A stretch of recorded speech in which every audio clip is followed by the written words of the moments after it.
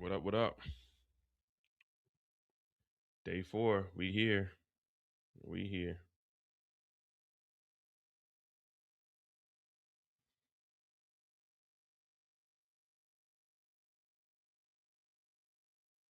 Down a recess between the first one, well, the first witness, but we're about to pick it back up.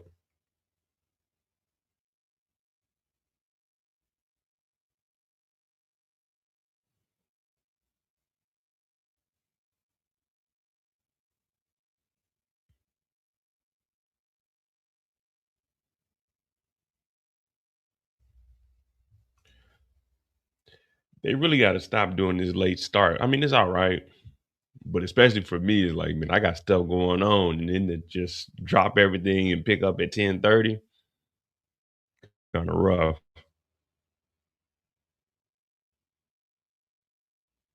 But we here though.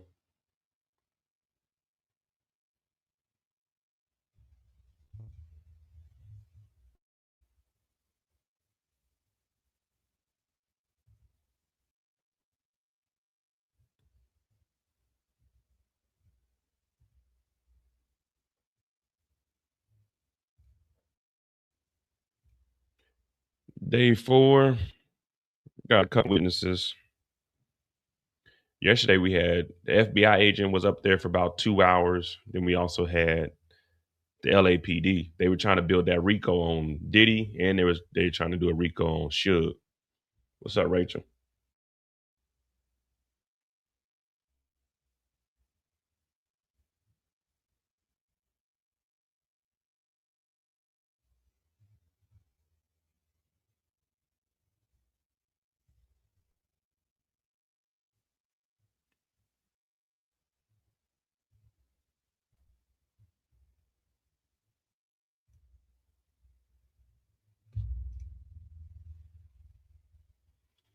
I'm trying to.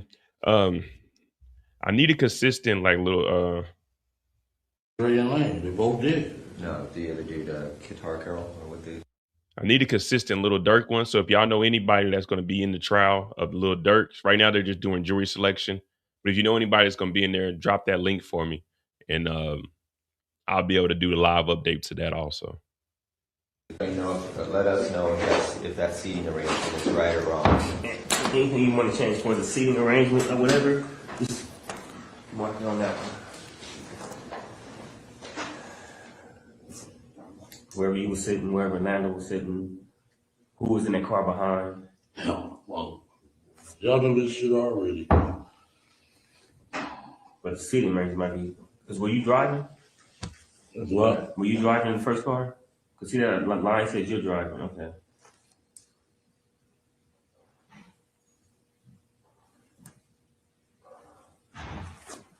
And who was driving the, Debbie Allen was in the car behind by herself? No, he wasn't even there. None of them guys went in that car behind? So Orlando shot across Dre? He leaned over on the window, we rolled down the window, popped. Who was it? They would drove on my side, I would pop them. You know what I'm saying? But they was on the other side. Right. So was there a second car behind you guys? No, it was some girls hit that corner with us, dog, and we shot out their window. I said, these bitches got more work than the dudes, you know what I'm saying? But any time was it this car behind you? Not at all. No, none of the homies was behind. No, like 3 or 4 cars behind, nothing like that. Nothing. Just one car. Just one car. Then we hit the corner, the girl followed us, and we shot out her window. They got scared and stopped. But they weren't with you guys. They weren't with us, no. It's the girls that shot. Push that back over here real quick. We would think they were security would follow us. You know what I'm saying? Yeah. But the bras don't even that hard. They followed us halfway, we shot out their window. They Those are all the guys that you would recognize as being in the car, right? Lane, DeAndre, and Terrence.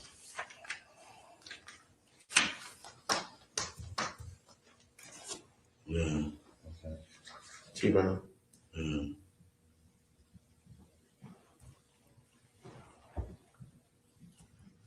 Okay. So Orlando would have had to lean over the top of Dre, right? Yeah. Okay. He did. Okay. All right, well, that's what all the witnesses said too, from the back, yeah. Okay. That was a heartbreaker. Oh, man. Okay. All right, so leading up to that, do you know who Trayvon Lane is? Yeah, I know who he is. Okay, so do you see Trayvon there at the, just before, the MGM at all? I didn't see him. Then let's start back at the beginning. Let's go back to, this is 96, 3 concerts. Where were the concerts where you talked to Puffy and Zip at? That was 96. I was, when they gave that BET tour. It was everybody on the show. Let me see, it was Naughty by Nature. They were on the show, Mary J. Said dude named Jodeci, Craig Mack, Biggie, Faith, and the Junior Mafia. That was a group. That's BET tour? Yeah. Or BET. it was Superfest? It was a BET tour. BET tour. Where was it at? You remember that? It was in San Diego. We went to one in San Diego. Went to one in Anaheim, Irvine, then in Vegas.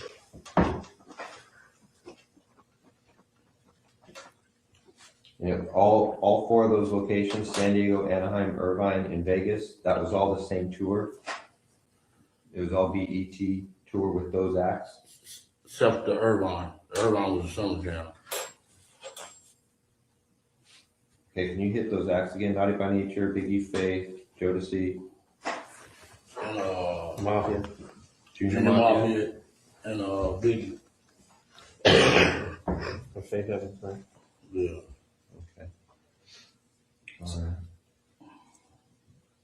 So all the acts on there were from Bad Boy, basically. Mostly, yeah. Oh, And no, he had managed, You put Jodeci he had down? managed Jodeci and Mary J during the time. So it was pretty much a For Bad Boy Puffy Yeah. tour. Are you gonna be able to track down those dates, Darren? Yeah, I can look it up. Okay, With that, yeah. all right. Now, on all 4 of those occasions, there's San Diego, Anaheim, Irvine, and Vegas. Which ones do you actually talk to Puffy at? Every one. Every one of them? Yeah. Which of those 4 is it when you talk to him about murdering Tupac? It was really about both of them. Either one of them. It was Tupac and Suge, you mean? Yeah, Anaheim. A couple of times they cleaned back. And where? Cleaned back. Sunset. Hey Greg, do you want to go back to like when they first like got in contact? Yeah, we can start there. What year did Flint introduce you to Zip?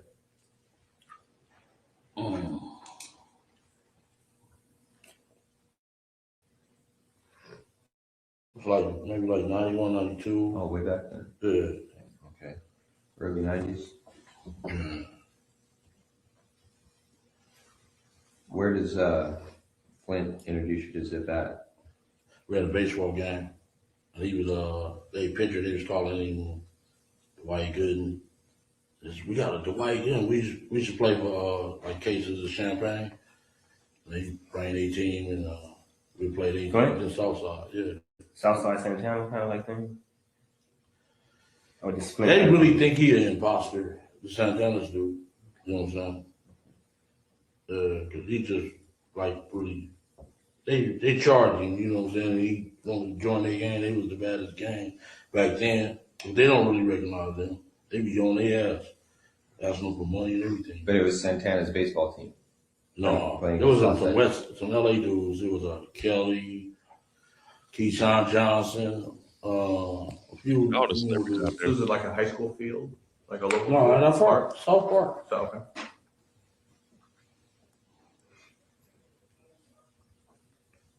So y'all basically played against them. Yeah, How many occasions did that happen? Like about 3-4 times. 3 or 4 times? Yeah, All in one summer? Or was it over a period of like a couple of years or just all in one summer? maybe like a year. Kind of step up for a second.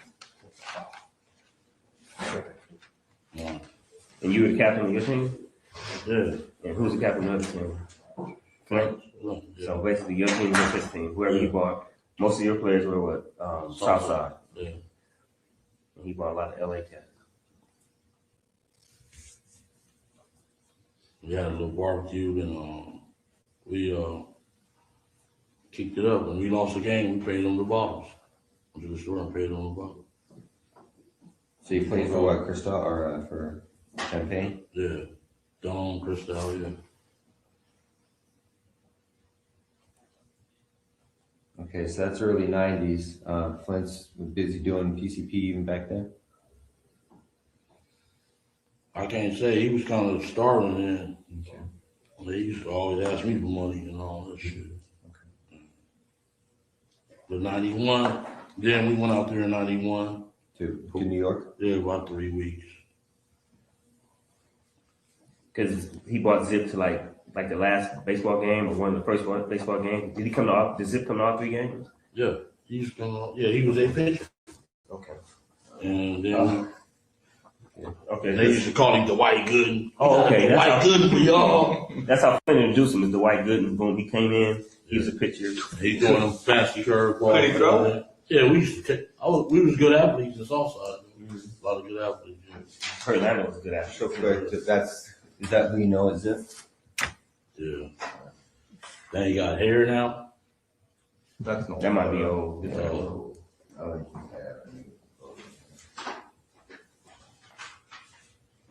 So when you went out there in New York, where you guys stay then? Who you stay with? We stayed at different. We stayed at what was that in the Bronx? At what is that? Best Western in the Bronx. I don't mean to take over the interview with. Then we stayed at his house a couple of times. During that period of time. At Zip's house? Yeah, his little apartment. It was in Jersey City.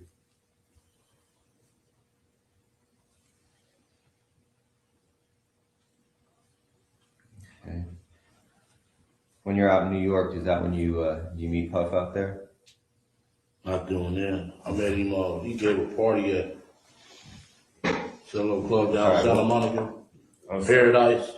Oh, you 24? Was Paradise 24 used to be? Yeah, it was Paradise. Yeah, on Santa Monica. Okay. Rudolph Highland. Yeah. That's where I first met him. This was fun. That's okay, Keith. We're gonna try to keep this in order, so we'll get to that part. Okay. So now you're in New York with Zip and Flint, and what's happening in New York while you guys out there? I had brought some birds out there. Okay. They kind of like ran the sham. I guess he gave Fast the money. A couple of days later, he jumped in the cab and leave. Okay. So I'm still out there like 3 weeks trying to get my fucking money. You know what I'm saying? Flint fucked you over? That's what it looked like. You know what I'm saying? So what's the name gave me the rest of the cash and said I gave Flint the money. How many birds did you have in particular? 3. Just 3 birds? Okay.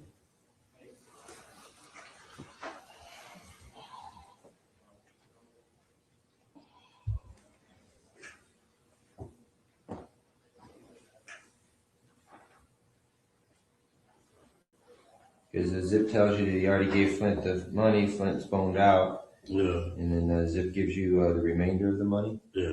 How much was the remainder? From New York. Yeah. What was he out here for? He just come out and party and have fun, Okay, but he ever have a house out here where he lived or anything like that you remember? No, he never took me to the house. So every time he was here, just visiting, basically. Yeah. Didn't know him to have a girl out here that he had a girl out here that he'd spend time with? Got a lot of girls. Like Our players. Yeah. Like one particular like that. So when Zip's playing baseball with Santana, it's just coincidence that he's out here. He's just out here for fun, right? You ever seen this girl before? Maybe that. Tony, I mean. I wish we could see inside of here for this. Where he's telling everything because he's showing all the pictures. Never. So he didn't have no main girl. Just a bunch of girls he was flipping or whatever. Y'all just player doing each other. All right, so you're out there, you're doing some dope with Zip, and then what happens next in your guys' relationship? You come back to Compton, you're running your game out here, and how you just continue to have an ongoing relationship with Zip, or do you always have to go through Flint? Shit, if they fuck me, you think I'm gonna fuck them up? I had 300-400 birds. I'm balling. Fuck them. You know what I'm saying? So you never got paid for the 3 birds? After you got, when did you get paid for the? They gave me the 17,000, and he said, "Fat stand the rest of the money." So I just, okay, fuck you. When he come around, So you just ate it. You didn't get that money, never. yeah, just fuck it. Then he come by 210 sometime. He had to be all COD. You know, Cash on delivery. front seats and all that. So Flint used to get a lot of the stuff from you. No, he's talking about Zip. Flint, you should come. After he did, after he did that, Right. COD, but now on. But you just let that first one go on. He was balling back then. That was, yeah. You That's teach just a yourself, fool. That's just a You on cost of doing yourself. business, huh? Yeah, you on yourself. That's all I take it. So he would You keep, should know. Flint would keep coming to you, but he'd be COD, cash on delivery, buying birds over the years. He went to jail. Maybe we did about 2 or 3 transactions. He went to jail after that. And I was asking why the fuck you would go out to Miami and you know I got the shit here. That's what you get. Because that's what he's doing, going to Miami, getting some stuff, and he got That's popped. where he got popped at. But when you brought the stuff back to New York that first time, who was that stuff for? Was it? It was for Zip. Yeah. But Flint brokered it. He kind of like the middleman. Yeah. Do you, after you have your little deals with Flint, do you end up you start doing anything with Zip, like directly with Zip, back and forth to New York? When he went to jail, Flint did. yeah, he called, say Zip snitching. So I'm like, Zip snitching? And he like, yeah, man. I said, well, why the fuck your nephew's with him every day? You know what I'm saying? That don't sound good. Maybe he trying to keep me away from him. And that's what Zip came and said, man, he just trying to keep us away, man. We can get money. You said his nephew is with him all the time? You know, D and Derek. Derek and Daryl, little Yeah. brother, Wanamaker brother. Because they hung out with Zip a lot. Yeah, he was hanging out with Zip. When Flint was in jail, Yeah. he was making money with him, or he was just hanging with him for the bras, for the girls and stuff. You know, I really wasn't getting in their business. I just handled my business, man. You know. But they was with the girls, they do the cars, all that shit. All right, so time goes on. This is through the early 90s. Flint gets popped in Miami. And then anything else significant regarding Zip and Flint? You guys just all got your drug games going on. No talk or issues with any of the, no talk or issues with anything about Tupac at those early stages? No. He was still with them Digital Underground or somebody, them other people. So he hadn't turned death row yet. No. But when Flint and Zip fell out, there wasn't no beef, just word, he snitching, and they That's what he said. That was bullshit so we could stay away from each other. So that was it. Yeah, that's what I said. Why your nephew still hanging with him? Okay. If he's snitching, that don't look good, you know? So then you hook back up with Zip? Because you know it was bullshit? Then I did that water deal with him, with Pat Bernard. It's in the paperwork already. Okay, so you do the water deal. Was that pretty accurate what you said regarding the water deal that Yeah, Pat Bernard. you guys fucked Patrick over? Patrick Bernard? Yeah. Did we fuck him? I didn't say we fucked him over. He No, got his money. he did. I think he got his money. Okay. He did? Okay, he probably did. 15 years ago. You know, the deals that went down between them, you know?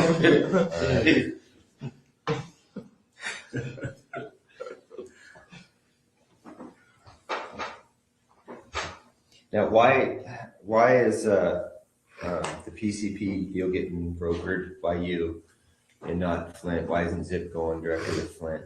Because he was in jail. Oh, okay.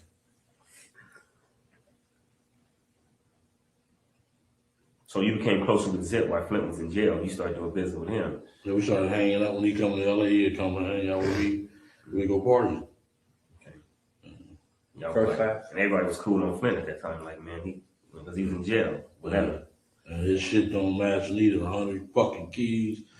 Get 3 years. Oh, son of a bitch. Oh, Y'all thought he was just like, he was telling, man. Nobody want to mess with him.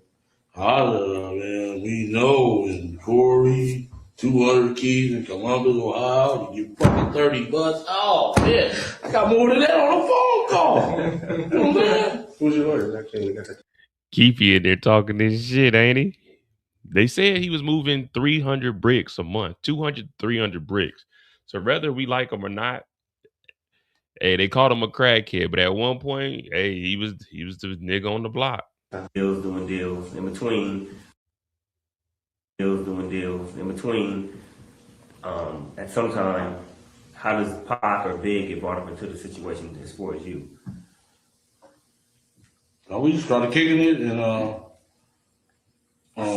we met the boy at the, he gave what was that, a BET party? Who was For the BET Awards. It's like 92, 93 at the club on Santa Monica. And Mary J, what's his name? That tall dude, that used to have dreads. He with Aftermath now. What's his name? Busta Rhymes? Busta Rhymes. At Paradise? That was time? Yeah. Busta Rhymes. Man, them one was got in a fight. I was suited. My cross, he thought he was all big shit. Stop. We was gonna beat the fuck out of that boy. But he he wasted his drink on me, and I'm like, fuck it. Yeah, that's where I met. First day I met Paul. And Zip introduced you to this my boy. What do you introduce him as? This my friend, this my nephew. That's my boy. This my boy. Didn't they see themselves as relatives or anything like that? Like that was his nephew, or is that how he acted towards him? No, this my boy. This Paul. Okay. And after that, they used my car on the video. Which car was that? The '64 Chevy I had. What color was it? Sup, Wow. Carolyn? And, Usher, he had Usher. Him and It Usher was driving. was Usher's video? It was Usher video, and Puff was driving the car. That's when he had LA with him for a while. You remember the song? Can I get with it? That was his first song ever. Usher's first song ever. He was in a Laker uniform. And he had the little kid dancing on my car when he got back. It was fucked up. And he paid to get it repainted. He sent me $2,500 for that. Puff did? Yeah. You directly? Because were you dealing with him directly at this time, or because of the car, or were you dealing with somebody in his management team? Or? No, How'd you get the money? Was it cash? Check? it was a check. It was like from, Bad Boy? yeah. In the name of Keith Davis? No, we put it in Compton Hydraulics. Oh, okay. That's when we owned the hydraulics.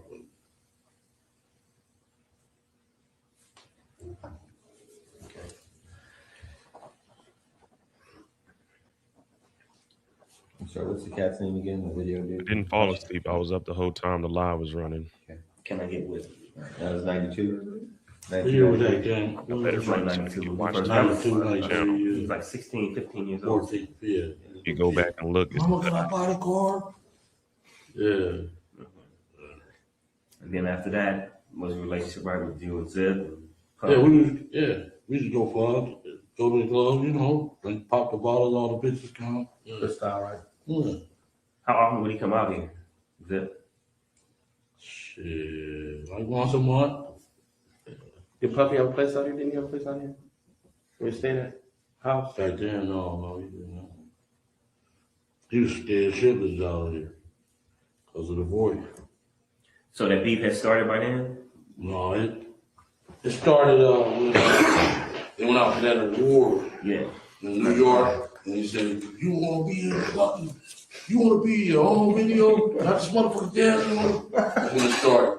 Then we seen him right after that at that summer jam. We on the stage drinking bottles, smoking, and he like, "Hey, Keffe D, let me holler at you." So how the fuck you meet them dudes, dog? Same way I met you, you know, motherfucker. Yeah. That's sure saying that? Yeah, she'll ask me, how you meet them dudes? I'm like, man, same way I met you. And that was at the 95 Summer Jam, Summer Festival? 5. That's when One More Chance was out. Pinky, give me. Okay. One More Chance, yeah. Alright. Let's go back a little bit. We go back. Zip is coming out once a month. You met Puff at the Paradise Club at the BT Awards. He asked you to use your car. You use your car. You end up getting damaged. He pays you. And then Zip's coming out once a month. Prior to the times when you start talking about the beef with Pac and Suge, how many times do you meet Puffy? How many times we met him before the beef came? Maybe about 3-4 times. 3-4 times. Always like at a social event. Yeah. Okay. Greenbacks was mostly, that's where we started. Green patch? Greenbacks. Right on Sunset by the loud too. Oh. It's a little upstairs and just like a deli. Yeah. Oh, no, that's called right next to the comedy store. Yeah, then there's a strip club on the other That side. deli is. Okay. So you see him at these different events out here, just kind of socialize, shoot. So right now they're just going over when Keffe D was in there explaining everything. I tell you everything. How he met Pac. Well, not Pac, but how he knew Suge, how he met Diddy, how he met Flint, how he met Zip and everything. Going over all the drugs he was moving. And now they're just talking about his connection with Biggie and them. And I'm thinking this is what's going to lead up to Diddy supposedly having to pay him $1 million. Biggie took over the record charts. You know what I'm saying? Like, bam! Biggie was, that One More Chance was hot. Yeah. So when you saw him at the Summer Jam, he wasn't mad at you for being with them. Like he was traded. He was just saying how you knew them. So how the fuck you meet them dudes? Yeah. He didn't really mess with you like that anyway. He didn't get mad at you, right? What? That wasn't an issue. okay, so you meet him there. Who was all at the Summer Jam? Was Flint with you then? Was he out of jail? No. I think he was in jail. He was in jail. Zip was with you. Still. You know, your boy Win, the face that you love. Come on. Yeah. He's not even like that, man.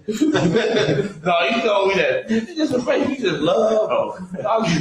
Man, my partner, man. I've been with that dude for 43 years, dude. Give my number every oh. Man, show him some love. Like, he ain't like that, man. It ain't like that. So this Dupree is the guy that got on the stand yesterday, the LAPD officer. So this is his conversation with Duane. And they in here just kicking it. Like, this is how friendly he is with the police. Because he been snitching since snitching been snitching. You know what I mean? He gave me the hug of our life. Where to God? You gave me the hug of your life. He gave me the hug of his life. So when you're at the Summer Jam, you're up on stage and Puff is there, right? Yeah. Suge says, hey, how you know these guys? You tell After him. we leave off, he was on the other side of the stage over here. And they left off this way. When I came back, went back to the stage, he was like, DVD, let me know later.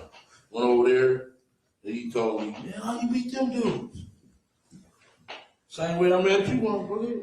Yeah. You don't know I helped their ass out a lot. Well, when you say same way I met you, I'm assuming that you know these guys because of the drug trade. Is that how you knew Suge? No, I put in, Tell him what. when I started that music industry, I mean, that death row shit, man. With Pat? I did the work for that shit. Okay. All right. Well, we'll get to that. But that hadn't even started yet, really. Okay, in 95, you've already got some kind of little, you've got your relationship with Suge because of the money that you gave him from Pat, right? We've been knowing each other before him and Pat even met. We was little kids. Same neighborhood. No, football team, Great Compton. Okay. Well, that's kind of going to be a different issue. Let's stay on track here. So after the Superfest, you say that to Suge, and then you walk off. Everything's cool. Was Puppy scared of Suge at that time? No, he wasn't scared. Okay. Then one day, me and Zip rolling up Greenleaf, the phone rang and he wanted to speak to me. Like, man, you think it's cool to come out there for our concerts? I said, why not? Why you can't come? I'm my big boy CEO. I'm like, man, that dude ain't nothing. Come on. This is Zip on the phone with you? No. Okay. Zip, he called Zip home and I was in the car. Said, his boy want to speak to you. Hey, man, you think it's cool to come out there? I'm like, yeah, it's cool, man. You know, just give us like 40, 45, 50 tickets. So Puff calls Zip's phone. Zip gives you the phone. Yeah. Puff says to you, is it cool to come out there? Yeah. You said, yeah, just give me some tickets. They give us a gang of tickets. So he didn't give you no money, no security, nothing like that, just tickets. He gave us some tickets and I brought the crew. You know, yeah. We went up there deep. They didn't show up, you know. And that's the big concert you were talking about, the tour that they were on with Anaheim. Jodeci and all that. This was Anaheim. This is when we brought out the courses. So that's Anaheim. We went about 12 deep to the one in San Diego. 12 cars. Oh, like 12 people. Yeah. And you're saying he didn't show up? Well, You're talking about Suge? Chili, they didn't show up, no. So no problem at the concert. They're having a good time. Pop bottles already out here the whole time.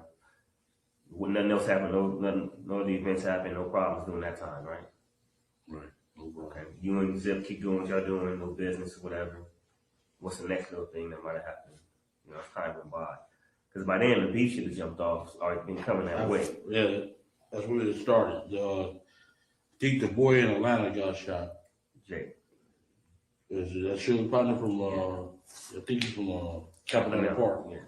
He got shot. That's what really scared the boy, you know. You know anything about that murder? Did he do it? Did Suge have something to do with it? I mean, did Puff have something to do with it? Yeah, his boy shot him. So that's the truth? You know from fact or you know from hearing? I mean, you know. I wasn't there. I know you weren't there. But Other, Wolf did. yeah, Dude, Wolf did kill him. yeah. There was some talk that some Southsiders were there too. Is that true? In Atlanta? No, we wasn't there. Nando wasn't down there? No, they went down there. He wasn't hanging out there? We wasn't there. Okay. So Big Jake is killed. Oh, real quick, you said that Puff called you on the phone. You tell him I need like 50 tickets and I'll, make sure everything's cool out here. And that's the Anaheim concert. Yeah. Then when you go to that Anaheim concert, that's when you guys That's start what he fighting. said that in front of all the people. Andre Herrera, he was there. Andre who? Herrera. He was, yeah. Andre Harrell. Yeah. Who else was in that room with him? It was just them two. Hold on. Specifically, Andre Harrell, you. About 40-some soft sliders. You were from New York, Puffy, that was only Andre Harrell and him? Yeah, and Zip. We picked up Zip? Zip from the airport, Long Beach Airport. Okay, so it's Harrell, you, Puffy, Zip, and a bunch of Southsiders. And what Puffy makes kind of an announcement? Yeah, that was stupid as hell too, you know. What did you actually hear? What was the words? If the best you can remember what he says. Shit, he said he'd give us anything for them dudes, you know? Yeah. We'll give you anything for these guys' head. Where were you exactly? He was in the main, it was like he had the Navy SEALs in one room over here. We was in that middle room. The middle room was like a living room, like a suite. And the other room was like a bedroom. He was in there shooting dice. D-Mac was there.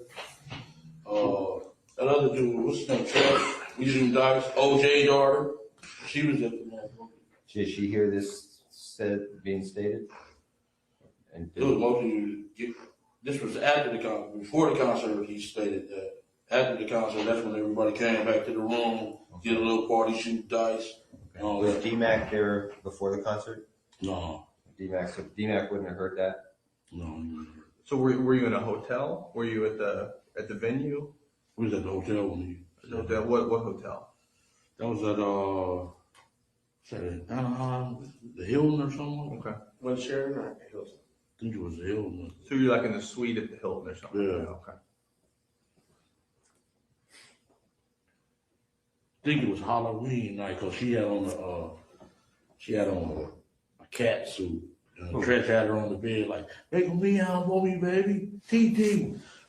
OJ daughter. She was a bad motherfucker, boy. Back then. Yeah, I wanted to hit that thing. Yeah. You said there were Navy SEAls in the other room? Yeah. What for? Yeah. Supposed to protect him. He was that scared of that dude. He had hired some Navy SEALs? I swear to God. Like, they were SEAls or did you? He told me they were SEALs. He was Navy SEAls. And they had on their little ear things and everything. So this is after Jake got killed. So he was on point. He was worried about something happening. Yeah. Suge had miles off about a bunch of different stuff, so he was scared. It was He on. was scared to death. Yeah. Okay. And he like, man, Now, why does he, if he's got these Navy SEALs guys out there protecting him, why does he call you and ask you for protection? would you rather have some Navy SEALs or some gangsters? Well, yeah, but that's my point. I mean, if you have a choice between the two, you've got some trained gun, you know. Explain to me. Yeah. You would want the gangsters because the Bloods, they'll tear them dudes' ass up, man. Come on, man. They don't play fair. Yeah, tear their ass up, dog. I swear to God. You know they would. We would have went in there and beat them up if we would. Man, I ain't seen a lot of gangsters that can hit their target. But they don't know like we know, man. No, We would have went in that room They and don't told know them. like, you know, we don't make SEALs. It'd be a bigger crew, about be like 3 or 4 of them. No, Like The 40. Navy SEALs will kill I don't you. think they know like we know Navy Right, SEALs. right, They right. think that just some guys with guns. They can go in there and shoot it out with them. They would wipe the floor with them, man. But anyway. All right. So he's got both. He's got his legit security, and then he's got his gangsters. Yeah. Let me ask you a quick question. When you guys rode, who was all with you? As far as the main crew who rode with you when y'all was, you know, with Puff, hanging out with him, or, you know, bodyguard, whatever you want to call it. You, who else? Face to love. You win. Me, man. Corey sometime. Lane, all of us. You know, the little crew. The whole No, crew. well, that crew that day, who was there that day? At Yeah. Atlanta? Mhm. Everybody. Everybody. Everybody. Yeah. Whole fucking neighborhood. Give us 5 names of people who would say, "Yeah, we heard Puffy say that." You don't have to come from. They don't. Al, Corey, Wynn, Third Rock, all of them was tell you shit. I'm quite sure they did told y'all already. Al, this is all the main crew. Was Duck there? Was Lil Duck there? No, he wasn't there. He was He still was in running. Okay. Bram, none of them, the G's from the other side went over there. No. It's your crew. Yeah. The Birds, right? Because this Anaheim thing had to be after. This would have been after. Big J got killed. Yeah, Yeah. after Big J, right? Yeah. That's when it heated up, huh? After Big J came down in Atlanta. Yeah. But just to make something clear, you said previously, one time you went down there with 12 people. Is that different from I was in this? San Diego. San And Diego. that's after Anaheim.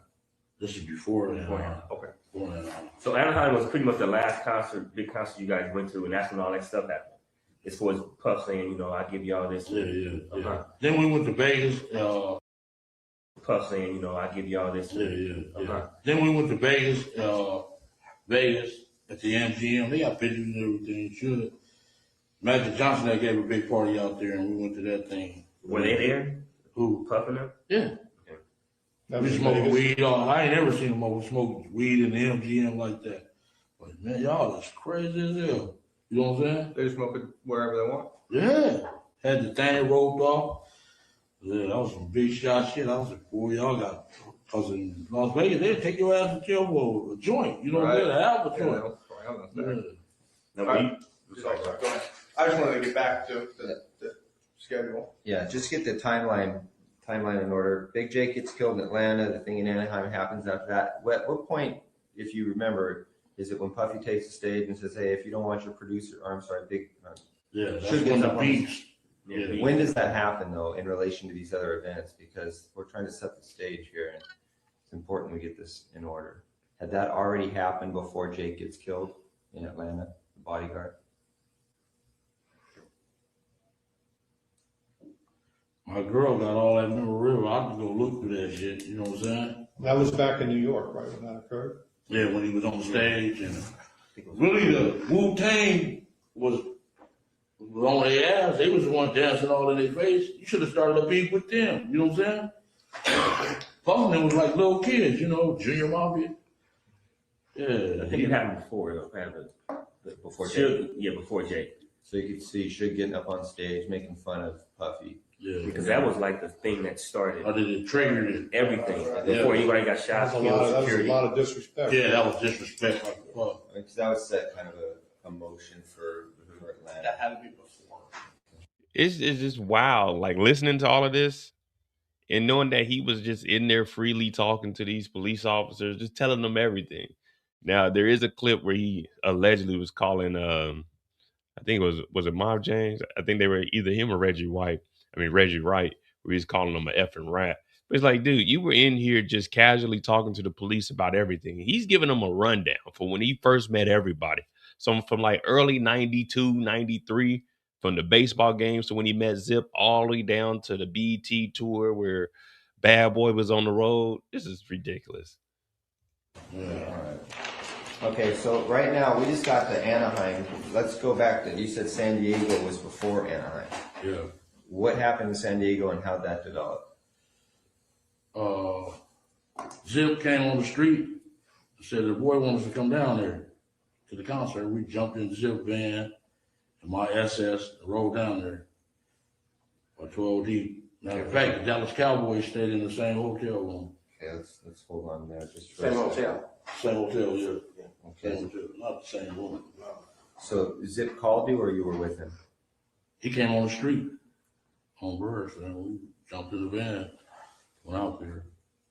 Now, when he said that you guys going out there for business, like to work with Puff, or just going to have a good time? Gonna have a good time. Okay, so Zip Cameron Burris is in the van. He says, "Hey, my boy wants to come down here." They come down to San Diego. And then from that point, when Zip tells you that, you guys leave that day, or is it? That's second. Oh, Yeah. okay. So it's that day you guys go to San Diego. Yeah. What's up, RC? All right. Who drives down there with you Could drive down there with me. in the van? So I was in my own car. It was me, Lane, Big Dre, and somebody else. We jumped in, everybody else jumped in the van with them, the party van.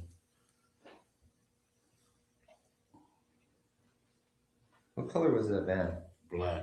Is that a different one than the one in Vegas? Maybe you said he was in a van in Vegas, so it was the same one. No, he was in that black Benz in Vegas. Oh, Benz. Like Ben, so. Yeah, he said Benz. Mercedes Benz. Okay, but you did say something about a van in Vegas. We'll get back to that. But you said everybody's in a van acting like a bitch. Oh, that was it. That was a renter van. We No, it's cool. All right, so Dre, Lane, Davis, you're all in what car? You had the SS Pump. and everybody else gets in the van with Zip. Yeah. And you guys go to San Diego, and where do you guys stay? Whatever I don't remember the name, but the Dallas Cowboys that played the San Diego Chargers that weekend. Was it near the water or was it on the Main Street, the gas station? There was a Sheraton or the Hilton. You remember seeing water? Was it off the water? No, it was that night.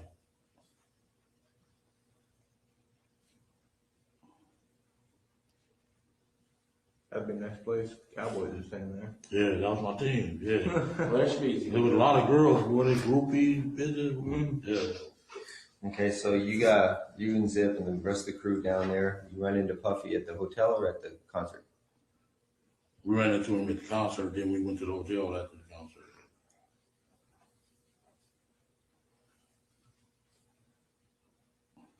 You kind of look like Emmett Smith. You could have used that. Yeah.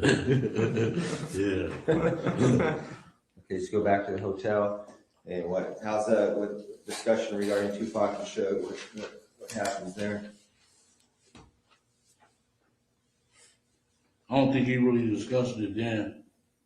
You know, then we was in the room smoking weed and the little total brawl. What's her name? Keisha with the packet thing. Sat all in the lap. We was just having a good time that night. Okay, so no discussion about. I just want to ask a question. I'm curious. Who paid for your rooms when y'all was there? Like when y'all go to the hotel, y'all already had rooms for y'all? No, I don't pay for it. We had money, man. Them Oh, dudes. y'all was paying y'all. So they were just getting started. Really. Oh.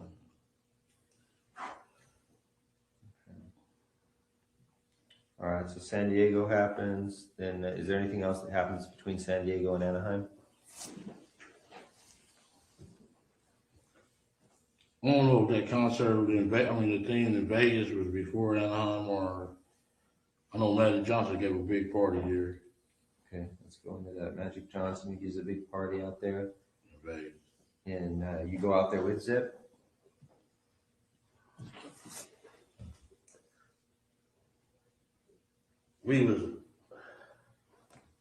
We stayed in Treasure Island. That was a Holyfield and Douglas fight, was it?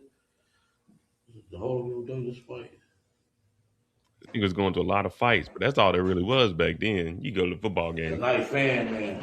you had a lot of Fan, man. heavyweights. You know, The fan, man. Holyfield Bowl, wasn't it? Okay, it was the night of that Yeah, fight. Holyfield We Bowl. stayed at the Treasure Island. Al they got the rooms for us and everything. Then Al got the room for you? we little while. Yeah.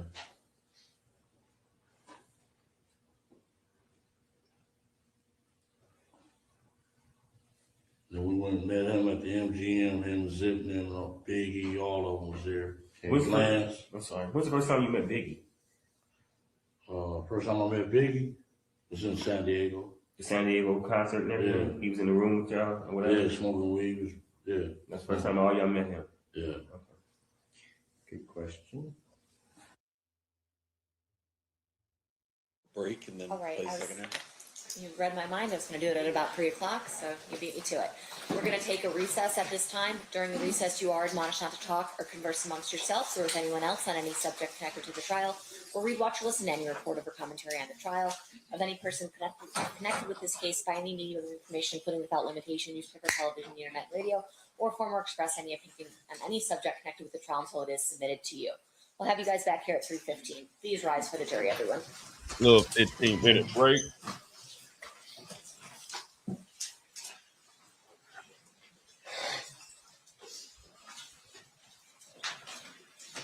Keffe D tired, ain't he?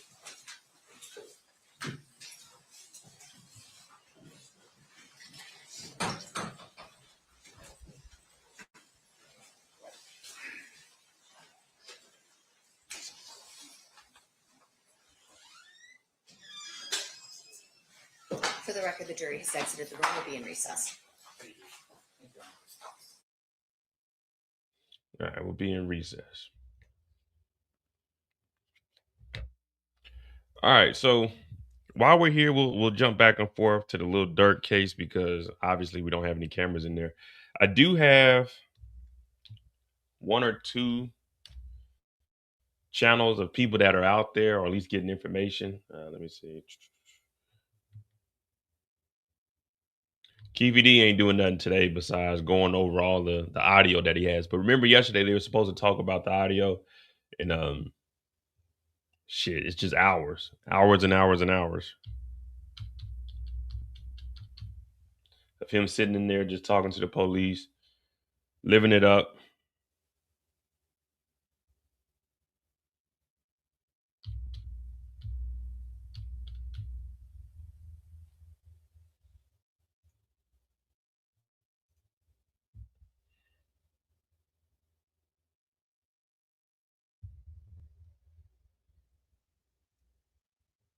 All right, let me see something.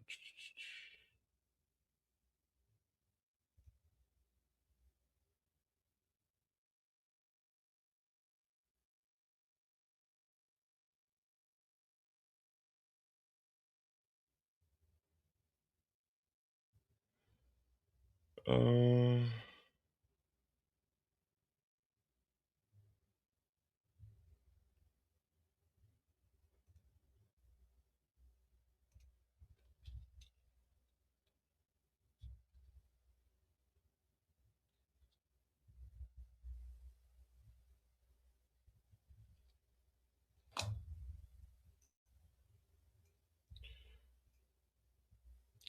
so as far as the Lil Durk trial goes, here's some of the information for them.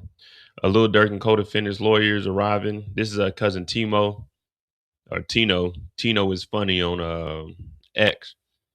Lil Durk and other defendants, Dee Brown Eyes attorneys arriving at the federal court day one as trial get underway. Now he does have a list of what actually happened this morning, and I'll go read through that.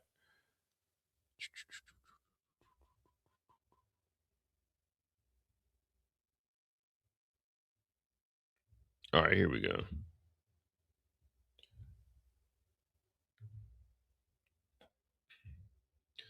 Lil Durk trial, everything that happened before, during jury selection today.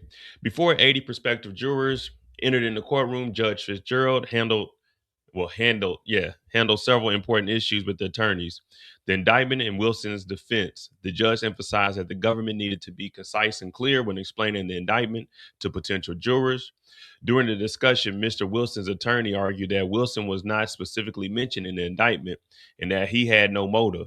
The prosecution pushed back, arguing that Wilson allegedly co-conspirator in the case. Who can access a juror's names? The court also discussed who would have access to the jurors' identities. Wilson's attorney agreed that the court's approach.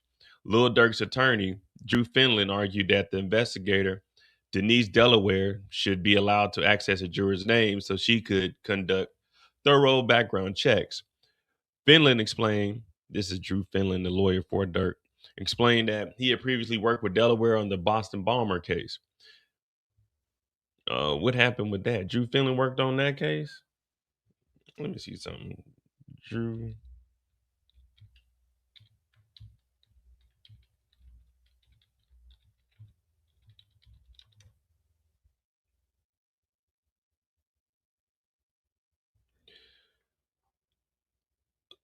Finland said he worked with Delaware on the Boston bomber case.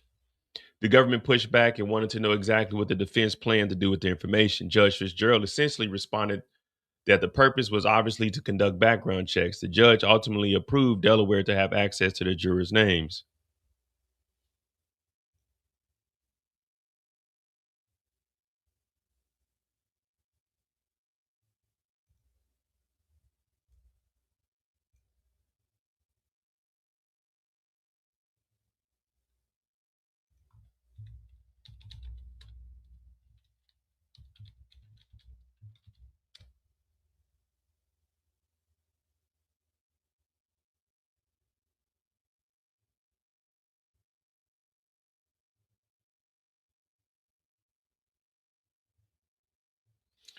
I'm gonna look that up though, because if he worked on the Boston bomber, they were found guilty, so he didn't do good on that one. He was also hired in 2022 for Donald Trump in the Georgia election interference. Um, the judge approved Delaware to have access to the jurors. How objections work. Wilson's attorney also asked how objections would work with multiple defense teams. Judge Fitzgerald explained that if one defense attorney objects, the objection would generally apply to all defendants unless another attorney specifically indicates that they do not agree. 80 jurors enter the process. The court then went to recess to bring in 80 prospective jurors into the courtroom. The goal is to narrow the group from 80 jurors down to 16 tomorrow as selection process continues. The jurors were instructed not to put their names on the questionnaires and instead use their assigned juror numbers. The court has taken significant measures to keep the jurors' identities private and prevent their names from becoming publicly known. Now, also with this case, I didn't really cover too much of it, but months back, Durk was found with an Apple Watch, meaning he does have contact with the outside world. He tried to destroy that watch. So, of course, they're going to try to make sure that the jurors' identification or identities is protected. If these guys are calling for hits, allegedly, from wherever they were at, all the way out in LA, flying them out, buying all the stuff, stalking the victims, then of course, yeah, you want to keep the jurors protected. It will be difficult to get excused. The judge also made it clear that the jury selection will be a tight process and that prospective jurors will not be easily excused. Potential reasons for being excused include serious circumstances such as scheduled surgery, significant mental or physical issues, language barriers, other circumstances that genuinely prevent someone from serving. The government explains the case. The prosecution then gave prospective jurors an overview of the indictment and explained the allegations and charges they could hear evidence about during the trial. The charges discussed include allegations involving interstate stalking resulting in death, allegedly causing the victim's death through a pattern of stalking across state lines, interstate stalking of a rival using a dangerous weapon, allegedly stalking a rival across state lines while using a dangerous weapon. So this is probably be the easiest to prove. Screenshots talking about where they're going to potentially be, knowing their hotels, anything like that, would just be considered stalking. And if you're out there actively following them, which we know the alleged shooters, there is surveillance of them telling behind. Now, Dirk isn't the only one on trial, but he's the big one that they're trying to get. Now, they do have some text messages they're trying to get in his phone, but they're going to have to try to get in that before trial actually starts. So we got interstate stalking resulting in a death, interstate stalking of a rival using a dangerous weapon, conspiracy to commit murder for hire resulting in a death, allegedly agreeing with others to pay for murder of a rival resulting in death, use of interstate facilities to commit murder for hire resulting in death, allegedly using phones, the internet, and other interstate communications in connection with an alleged murder for hire scheme. That's easy going off the phone and everything. Murder in aid of racketeering, allegedly committing murder to maintain or increase a position within a criminal enterprise. So if you do this for us, then yeah, you can get music videos, you can be around, you can get change, you can get things of that nature. Conspiracy to commit interstate stalking, allegedly agreeing with others to engage in a pattern of stalking across state lines.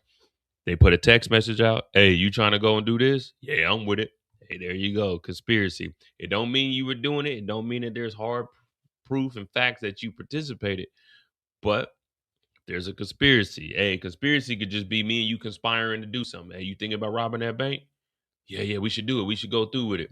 And then you don't go through it, you still part of that conspiracy. You didn't report a crime that could potentially be happening, and you were a willing participant of it. Firearms and machine gun offenses and furtherance of a crime or violence. Allegedly possession of using a firearm and machine guns in furtherance of alleged criminal scheme. That's what you call your switch, your button. You put that on the back of the gun. It turns a pistol into a fully automatic weapon, which is illegal. Federal time, I think, is automatic 5 years for having it. These allegations contained in the case, the defendants are presumed innocent until proven guilty. Let me see.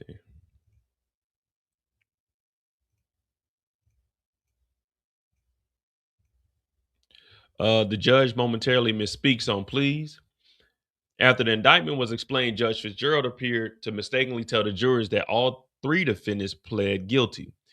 That immediately caused people in the media public courtroom to start looking around. The judge quickly corrected himself and clarified that defendants have not entered a guilty plea and had entered not guilty pleas.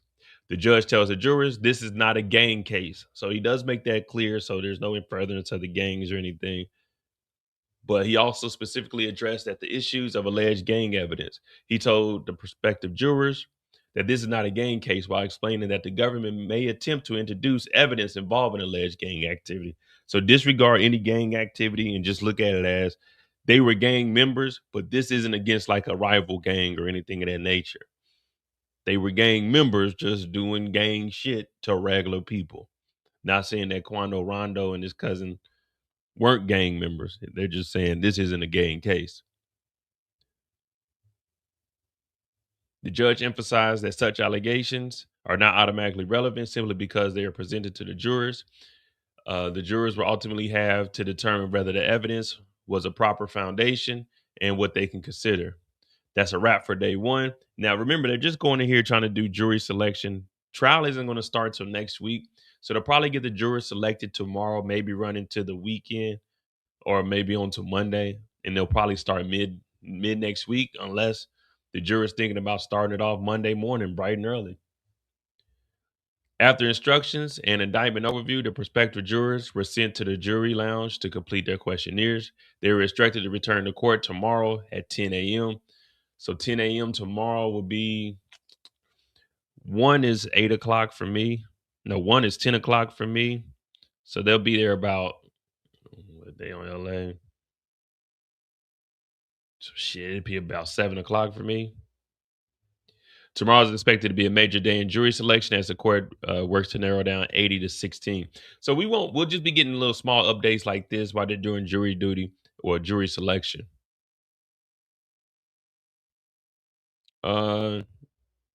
Public and media not allowed inside the main courtroom today. So far, members of the public and media were not allowed during the courtroom, during jury selection, the court needed enough space to accommodate all 80 prospective jurors. So as of right now, no one's actually in there, and that kind of works out for us. We'll be able to cover it more intact next week once we have people in there. There's a couple of people I have seen on Twitter that said they'll be in there and they'll be doing the live tweeting with their information, and then we'll do it just like how we did the Diddy trial. We'll cover it.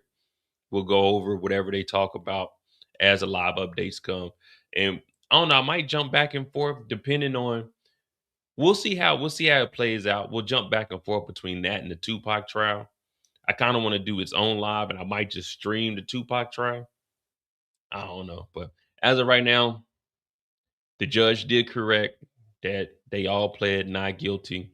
Again, I'm not here to say if they innocent or guilty. I mean, it is my opinion. If you don't like my opinion, hey man, you can go start your own YouTube and have your own opinion. But once we get the evidence, then hey man, we'll go from there. I don't care if he's innocent. I don't care if he's guilty. If he did the crimes, then get his ass off the streets. If they can prove he didn't do the crime, then let the man walk free. I don't care. So don't come over here with no emotions. Because at the end of the day, on the first, my rent is due. And Dirk ain't paying my rent. Keffe D ain't paying my rent. The government ain't paying my rent. So I don't care who wins or loses. This is entertainment to us. I know people saying, man, they fighting for their life, Mo. It's still entertainment to me. When people get in that boxing ring, they fighting for their life in there. It's entertainment to me. My federal tax dollars are going into this case. So I can say what I want to because my taxes is paying for this case. So whether I think he's innocent or guilty, I'll let y'all know when the case starts. But that's Lil Durk's part of what they got going on right now. This is Cousin Tino. There's also let me see. I gotta find her name. Pull this off screen. Search. Notifications.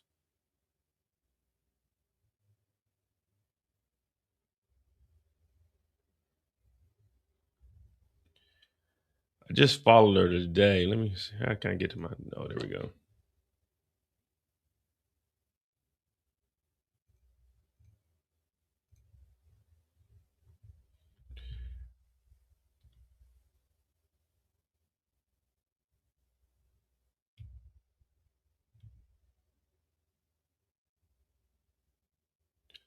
Oh, there we go. Profile following. Her name is Mel.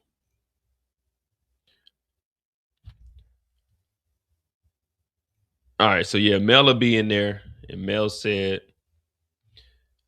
I will add, shout out to Mel.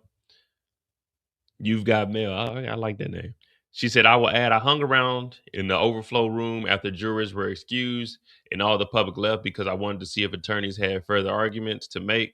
And Wilson's attorney said defense is still receiving discovery from prosecutors, specifically police interviews with witnesses. And he asked the judge to order the government to turn it over by 6 p.m.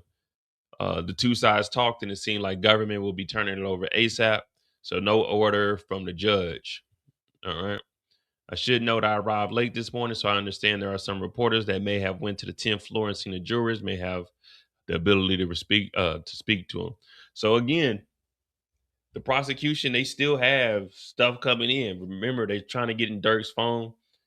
There is a couple of screenshots as far as where Quando was performing. They got a lot of text messages. I know a lot of people say they don't have too much information, but of course they're not going to put all the information online.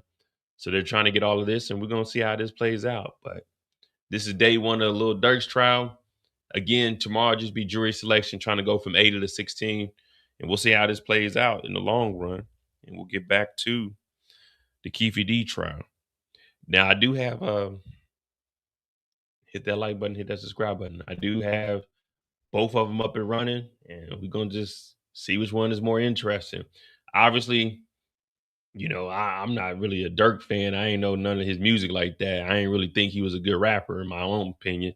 So, but I have followed what's been going on. So I'll be going back and forth.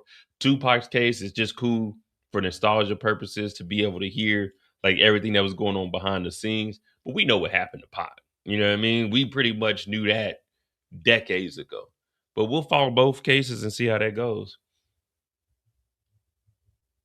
I'm ODJ. Hit that like button. Hit that subscribe button. We'll go back to the Tupac case.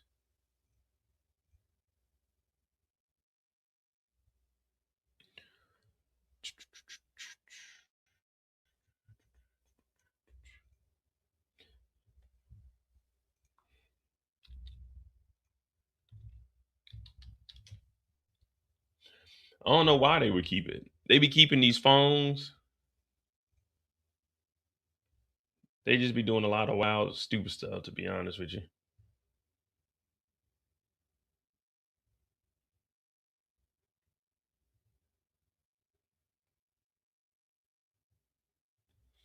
Look at that. We right on time, too. They come back into the office. We're coming back into the court. Keffe D smiling.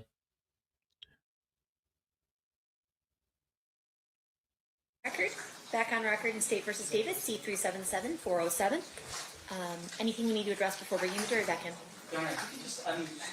Just a quick idea of what the schedule looks like. Yeah. For the next couple days. Okay. Well, from the state or from my perspective, because I did send it out. The plan is 3:30 tomorrow. The plan is from 9 to 3:30 tomorrow. Right. So is it just? So it's an early one I tomorrow. don't know. We have 3 people we have to get up tomorrow. So Can we do this at the bench show? can we do this? Yeah, come on up. Sorry. Yeah, you're fine. So we'll be back on regular schedule program tomorrow. They got three witnesses they trying to get up tomorrow, so they're gonna be full day. I'm gonna have to get home and do the recap for Fightland, but I don't think I'm gonna do a live for Fightland, depending on what time we get off of this trial.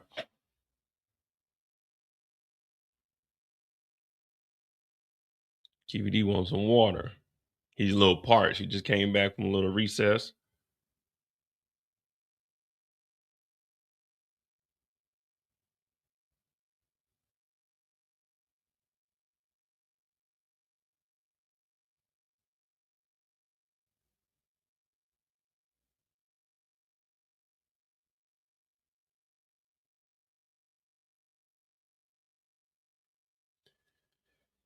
Man, I couldn't even imagine. The longest I ever did in court,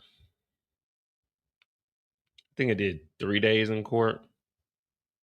But it wasn't like an all-day thing. I think the first day I was in there for like 2 hours.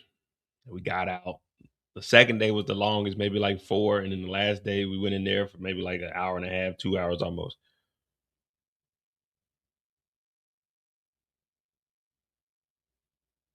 I wasn't fighting no time or nothing like that.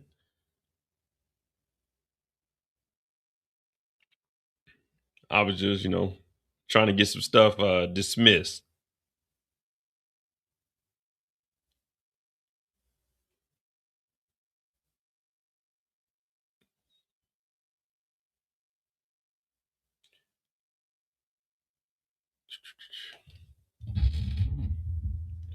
And at this age, shit, I know I'm not trying to be in there. So Keffe D sitting in here all day. I don't know, man. It just, to me, I look at it as, why? Why would you even continue to talk about, yeah, man, Tupac. Yeah, I know you making money off of it. But you could have just always said, yeah, this is what I heard. This is the story I heard. But trying to put yourself there, no one cares how gangster you are. It's just, yeah, man, I'm a gangster, man. I was there when they killed Pac. So, okay. You gonna be there when they sentence your ass with Pac.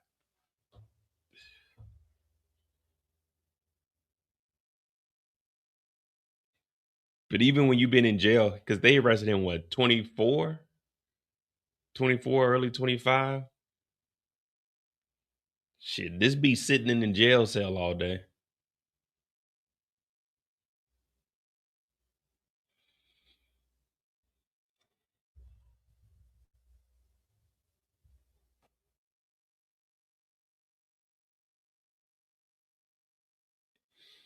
What y'all think he up there doing? He drawing or he actually writing something to his lawyer?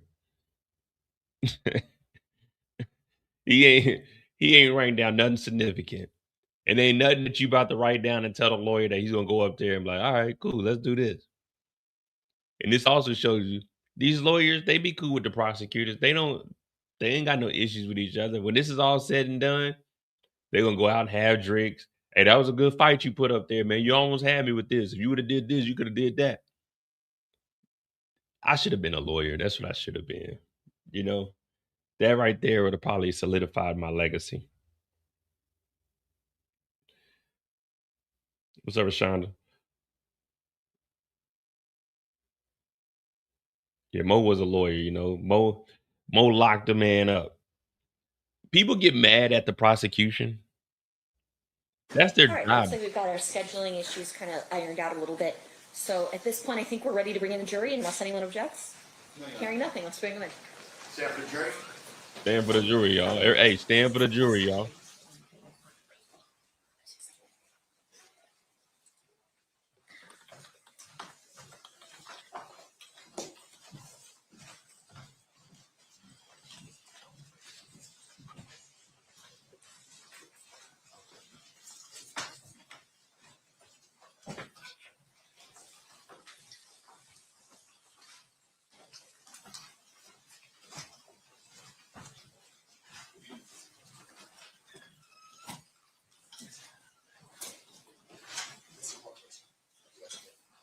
Okay. We have one juror still in the restroom, so everybody can be seated, and then when our other juror comes in, just rise for him real quick.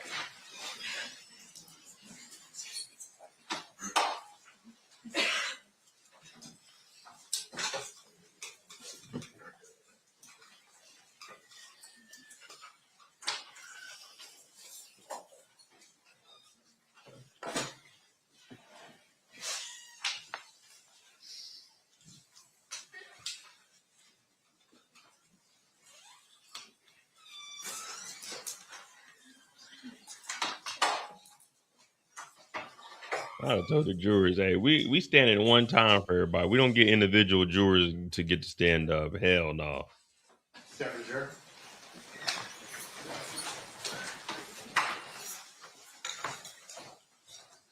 Do the party stipulate to the presence of the jury? Yes, Your Honor. You may be seated. All right, it looks like we're still in playing Exhibit 117. State, you may resume at this time. Thank you. Okay, so no, Bureau got you guys the rooms at Treasure Island? Yeah. Okay, and it's Magic Johnson party you guys to go to. It's a Holyfield fight. And you remember it? Who's fan? Family Man, guy man, came down in the ring. Remember? Oh, yeah, Parachute? yeah. Oh, yeah. Yeah. That's in the ring. Got beat down. Yeah, they beat us down. Rock, Newman them beat him up. They beat him down. Yeah. Ooh, bro. I didn't realize that. That sucks. Sucks to be It's like you. just playing a joke or something. Oh, man. Just threw off their rhythm, man. They be ready to go, and this is gonna come. It's either him. It was either him or Buster Douglas. When Buster Douglas lost to who? I think that was Bo Holyfield because it was a big fight. And I remember Rock was Bo's trainer. Yeah. So, I'm pretty sure, I'm Well, check on it, but I was with my other girl. Yeah, and we all went down to the MGM with our bottles After the fight? after the fight. Yeah. I don't think I got a good enough Was it record to be Buster judged. Douglas and Holyfield? Was it that fight? We'll figure that out. We're not, Okay. that detail's not important. So you went to the MGM after the fight, and is that, whose room's there? No, we just met in the lobby by the bar area. Boom. He like, Magic giving the party. We all started over there. that's what Puff said. Matt's giving the party, then Yeah, y'all left. let's go over here. Had to The give Big a was there, party. too. Big was there. May have been a party. Lance, Yes. all them dudes was there. So Puff and Lance were together too? I mean, they were in the same crew. I don't know they ran together, but anyway, go on. That's all right. And that's when they was about to fight. Lance and Puff Okay. got in each other's face. His little gay ass. Cause he had the money. Yeah. He called Pac gay. I mean, not D-Mac there too, all the time? I don't think he was at this one. I don't think he was there.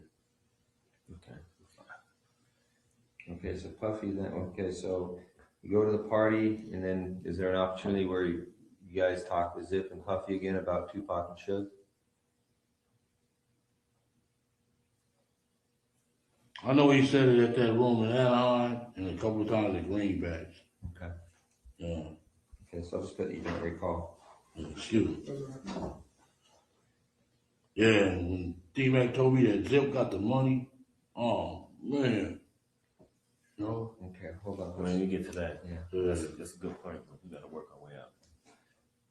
Okay, so this you have any? You remember when that fight was as far as dates? And now we're getting into what? Are we in '96 yet? No, we're still like 94, 95, right? Late 94, early 95. Oh yeah, when that fight When that fight happened. And then that's the same time, in the beginning, I think, of 95, with the BET award season, is in the beginning of the year. Suge said that fight came along. That was the Source Award, he said that. Yeah, but you know how all the awards started, January, February, March. He did took it all the way back And to the fight was in '93, the summer, worked his wasn't way it? up. Wasn't it a summertime fight? Was it hot out there? I think it was winter. So end of the year, end of 94. Yeah. It was Buster Douglas and Holyfield. Okay. Fight. Yeah. All right. Okay, so discussions regarding. I'll give you anything you guys want to take care of those guys. That's like a year and a half, 2 years before it ever actually happens. Maybe about a year. Well, he's Year, 6 killed months. in late '96. Yeah. So that would make this. It would have to be late. 95, late 95. Okay, yeah, that's what I'm saying. Yeah. So it's awards early in the year, Yeah, beat yeah. starts, Yeah. comes all the way around, summer go through. Yeah. Okay. Concert. Tell us what happened that made it something other than just him frustrated and boasting. Now, I'll give you guys anything. I mean, what made it a specific, like, hey, I'm serious. I want you guys to kill these guys. I mean, When he told me the Greenback. how'd that go? Like, what was the conversation? And who's he? Who? Puff. Puff said. Yeah. Okay. This is specifically at Greenbacks, right? Yeah. How's it go? How's the conversation go? I mean, okay, listen, I'll do it, but I need $500,000, or I've got somebody who will do it, but I need 300. I mean, we need really specific details regarding that. Yeah, we wanted $1 million. All right, so you meet him at Greenbacks for lunch or dinner or what? Here we go. This was dinner. Okay. Who else was there? Shit, all of us, Corey, everybody. And everybody's listening to this All of conversation. Huh? Everybody's hearing this conversation between you and Puff. What was he talking about? Talking to me. We had went downstairs. 'Cause when we got there, we was laughing at him. Because he was with this broad to suck dick, to suck every dick in it. He all hugged up, kissing with her. We was laughing like a woman. Like, man, That sound like Diddy. It don't sound like he making that up. Diddy kissing all on her after she got done with somebody else. It sounds like Diddy. what you laughing at, dog? Man, don't just come out here getting any broad, dog. I took him downstairs and he's like, man, I gotta get rid of them dudes, man. It's gonna be a problem. Is Zip there with you? Yeah, Zip was, yeah. At that conversation. No, you weren't at the conversation, it was just me and him.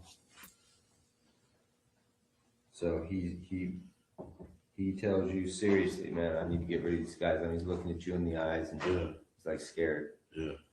He's scary, dude. Still is, huh? Yeah. Now, when he asked about it, he always said both of them. What he said, should mostly, or he just always talking both of them. That when he had his boy on after he made the record. But before that, it was just should. Yeah, And then after Hit 'Em Up came out, yeah, that pissed them off. so he's like, kill both of them. Yeah, So there's gonna be two separate conversations then. yeah. 3 and 4. Right? Or, yeah. So was Anaheim was just about Suge? Anaheim was about both of them. Okay. Anaheim was about both of them. And he said it in front of all the people. I couldn't believe it. You know what I'm saying? In Anaheim? Yeah. Whole room full of Crips. You know, they motherfuckers go after his ass. Yeah. Okay, so he tells you I need to get rid of him. At Greenbacks, doing him down the stairs, and you tell him I do it for $1 million. Yeah. Then when that shit popped off, Zip like, shit, this y'all perfect, you know. Yeah, I'm like, man, we ain't got no pistols. He came over with pistols. Okay, so he says, you tell him we'll do it for $1 million, and he's like, okay, I'll do it for $1 million. Yeah. He agrees. You shake on it or something like that. So I do believe that they probably asked for that money. Now, the night that they killed Pac, I don't think that was set out. Like, I don't think Puff set that up. It just got accelerated that night. You know what I mean? Like, all right, we talked about $1 million to take him out. And then that night happened, you know, the jumping, and then they pull up and they shoot him. And that's why they were trying to get the million. Like, well, shit. You know, we did that. It was on our own time, but we ended up doing what you wanted. So that's why they wanted the million. Now, allegedly, the money did get sent to Zip, but, you know, Zip didn't give the money to him. So for him to have this whole story, I believe Puff has something to do with it? Yeah, I definitely do. Do I believe he didn't get paid? Hell yeah. That's why this motherfucker's in here talking. Usually that's the reason most people start talking. They didn't get paid. So now it's like, oh well shit. You know, I gotta get even with you then.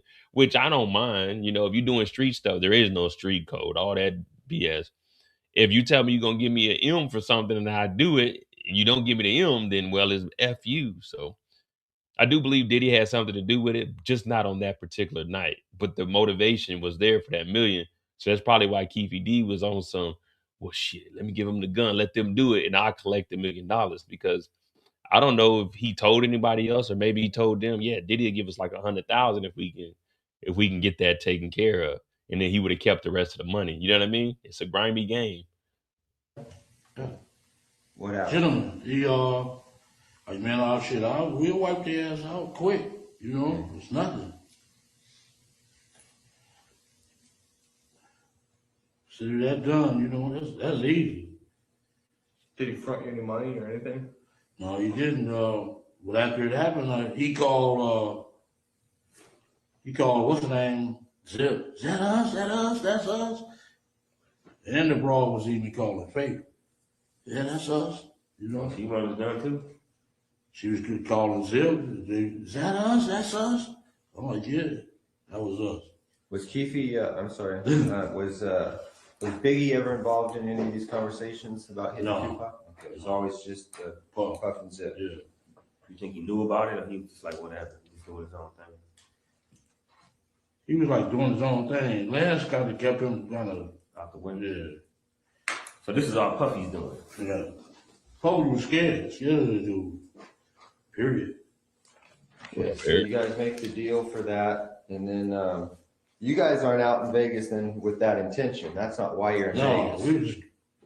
See, that's what I'm saying. I do believe that there were talks about some money, but that night in Vegas, that wasn't like a planned hit. It got accelerated with the jumping for the chain, and then Pac did that. So when they went and did the hit, they like, well, shit, Diddy, you were telling us you wanted an M for it. We did that shit. So we want the money. We've been going to the fight since Pat days, you know, the 80s. So y'all geared up to go to Vegas, and y'all was going anyway, not even knowing who else was going to be down there. Nothing. Not knowing if Pac and shit was going to We be ain't down got there. no pistol.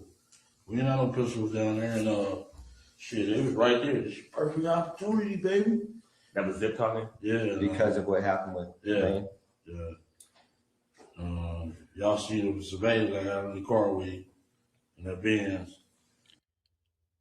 See, so this right here is going to sting the defense because they tried to say, well, you know, there's nothing showing that he was down there, but there was surveillance video of him getting into the car. Keffe D just been yapping. But again, we know he's giving them, this is what, 98 was the FBI proffer. We started this late, so I think this is around the same time. He gave them the whole rundown from 92 to 93 when he first started meeting Zip and everybody and getting involved with Puff. The broad was in there first, Foxy Brown. She was in? She was in the car with him. Okay. He told her we need to handle some business. So she got out and I jumped in the car. He had a little secret compartment. The thing popped out. Okay, let's work up to that real quick. That's important. Well, but he said that you were there. There was numerous conversations. The first one taking place in Anaheim. another one at Greenbacks. That's, yeah. What other conversations took place where you and Puffy were talking about, doing this stuff? So fucking wrong, man.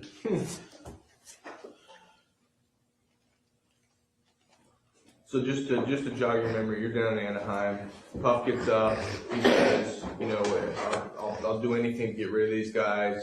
Everybody kind of, cool, that's cool, whatever. He takes it to another level. He's more serious. You meet him at Greenbacks for dinner. You guys step off to the side. He talks about, hey, how much you want? I'll give you $1 million. Yeah, we went downstairs. You say, cool. Yeah, consider it done. All right. Now, what conversations between Anaheim and that conversation, or that conversation and the incident? Any more conversations in there about getting it done? On the phone or in person, either one? Does it ever call you on the phone? No. I know after it happened, he kept calling, that us, that's us, motherfucker. Yeah. Did Zip ever try to push it like, hey, the boys still talking about, getting this done? Yeah, he just said that's our perfect opportunity. That's it. But in between, he never said nothing like he was trying to almost broker it. Like, yeah, I talked to Puffy, asked him, y'all gonna do that still. Oh, he just said it. Who brought up the amount of $1 million? Shit. He did. Puffy did? Yeah. Okay. Wasn't you? No, it wasn't me. I shit. $1 million, I think. Yeah. Take it for 50. You know what I'm saying? Shit. So he brought up them $1 million. Yeah. Them project dudes will kill your ass for 1,500. You know what I'm saying? Shit. Tell me about that. So basically, all right, then you guys are here to go to Vegas. Y'all have planned to go to Vegas a couple weeks, got the hotels, Yeah. and then who all drive out there? All you guys is All of us, yeah. Zip, we had left from Greenbacks. Give me 1 second.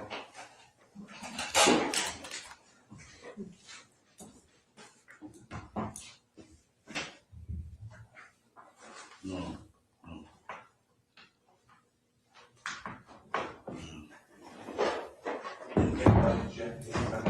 okay. So y'all, is everything good? Yeah, everything. So y'all gear up to go down there. Y'all caravan down there. Yeah. How many cars? We went to Greenbacks. It was me, Zip. It was Zip drove that van. Kevin drove that van. Mm-hmm. And I drove Kev? yeah. Okay. I drove what was that, a Malibu or something? Not a Malibu, but a Century. What's that? By a Buick? Buick Century. Yeah, I drove a rental Century. And y'all left from Greenbacks like about what time? A couple days before? Maybe about, was it Thursday night? I think it was a Thursday night. We left from there. Fight was Saturday. Okay, it was probably Friday we left. Friday evening when Zip looked like he got picked up by a helicopter as fast as he got there for us, So once we got there, started kicking it, partying and all that old shit. Y'all staying at the Monte Carlo? Yeah. Okay. And who got the rooms for y'all at the Monte Carlo? My wife, it was in my wife's name. Y'all pay for They had comps. Lane had comps at MG, not the MGM, but Excalibur. Because of Gamma. Yeah. I'm sorry, Greg. No, that's right. I got thrown off track for something. We were in Greenbacks. They have the discussion, everything. How long before you guys go to Vegas is that? I think this is another time at Greenbacks or the same time that Puffy said y'all Oh, this is different time. That's our headquarters. We there.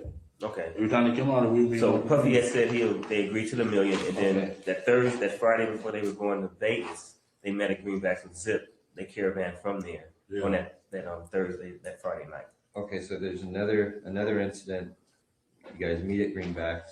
That's when we go to the fight in the September '96.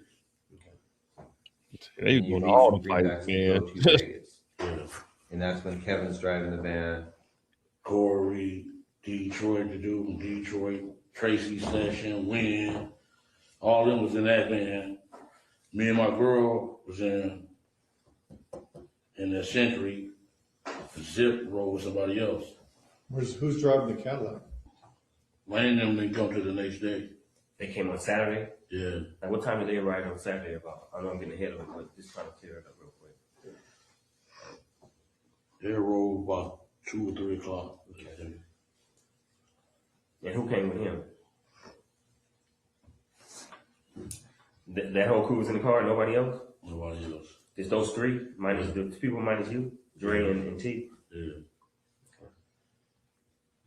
Hey, real back at Greenbacks, when you and Tuffy talked about $1 million, you said you walked downstairs. Did he say, come meet me downstairs? Yeah, he said, come on downstairs and talk to you. Okay. And asked me, why was we laughing at him and shit like that? I said, man, don't be coming out here just getting anything to do. Right. Hey, if you want some bras, just let us know. So he asked you to come downstairs. Did you guys talk about anything other than? If you want some bras, let us know. This is where Diddy started to get into the game. So it kind of makes sense after we heard the Diddy trial.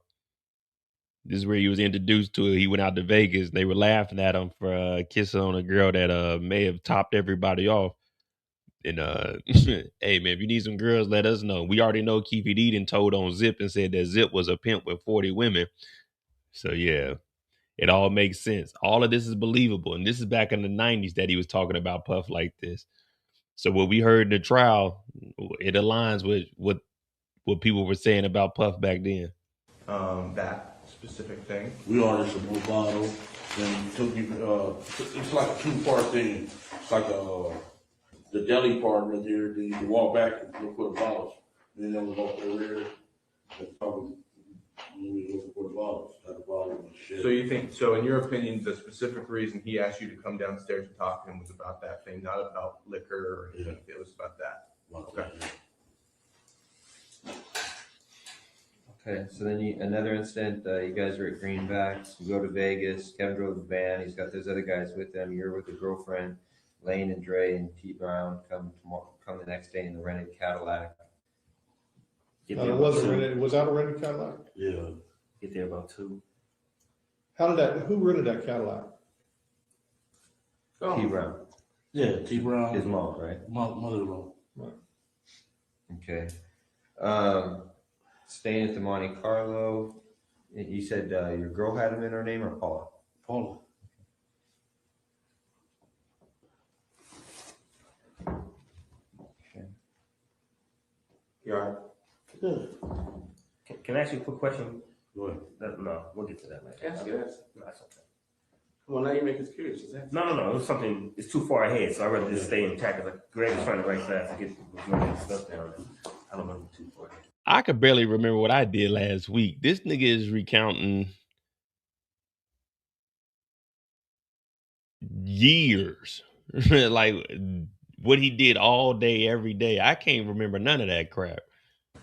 Okay, so you guys are out in Vegas, you're there the night before the fight, the next morning or the next afternoon, Lane and them guys show up in the rented Cadillac, and you guys are all at the MGM, you guys go to the fight. Right, so lead us through it from there.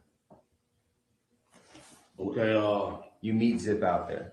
yeah, it was we all rode together. Me, Zip, Kev, it wasn't that. He just took off his business faster than our brother. Oh, okay. So we got there. Did he stay at the same hotel as you guys? No, I think he stayed at the MGM. He like some dudes fronted his ass off right in front of us. What happened? He's like, motherfucker, this motherfucker's a snitch. We like, what? He like, yeah. Damn. What did he say? Huh? What did he say? He didn't say nothing. He just, his eyes just got big. Then the next day, we got our tickets from the little dude named Shorty. He from 60s. Shorty from 60s. He's How did he get the ticket? For the fight? He's a scapper. He be at every okay. fucking, anybody can get tickets. He be at every event. When I was in prison with him in Soledad back in the days, and he was a little youngster, and he started selling tickets, scalpers. We went and got our tickets. Woo. And our tickets was like separated. Lane went in, everybody else went in, and boom, we went to eat. We was eating, and man, they came and said, he just beat up Lane. What restaurant were you guys at? Were you at? You remember? He's in the hotel lobby. We was in the hotel, yeah, at the MGM at the restaurant. Was it the cafe up there or something? It ain't the gym. Huh? Went to eat after the fight? Yeah. How come Lane wasn't with you? Cause we, the scappers had different locations on the tickets. You couldn't get them all in one. Yeah. So you got separated. He went his way after the fight. Yeah. And he got caught up over there. Yeah, we was ordering our food, and they like, yeah, Lane just got beat up. I'm like, Where was Zip at that point? Zip was in the lobby part where you register. That's where we ran into them. Him and Richie Rich. I heard him before. I know. He's an older cat, right? Richie Rich? Yeah. Nah, he probably like 43. New Yorker? Yeah. Yeah. Was there a redheaded dude there?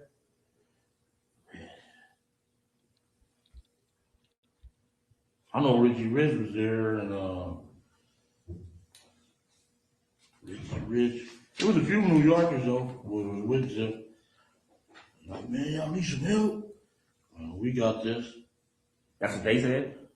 And all these other cats? Yeah. Well, how come everybody else was at the restaurant with you? Everybody knew to go to the restaurant, but Lane was on his own by the doors. Yeah. Well, why? Something's missing. Why is he at the doors and everybody else is at the restaurant?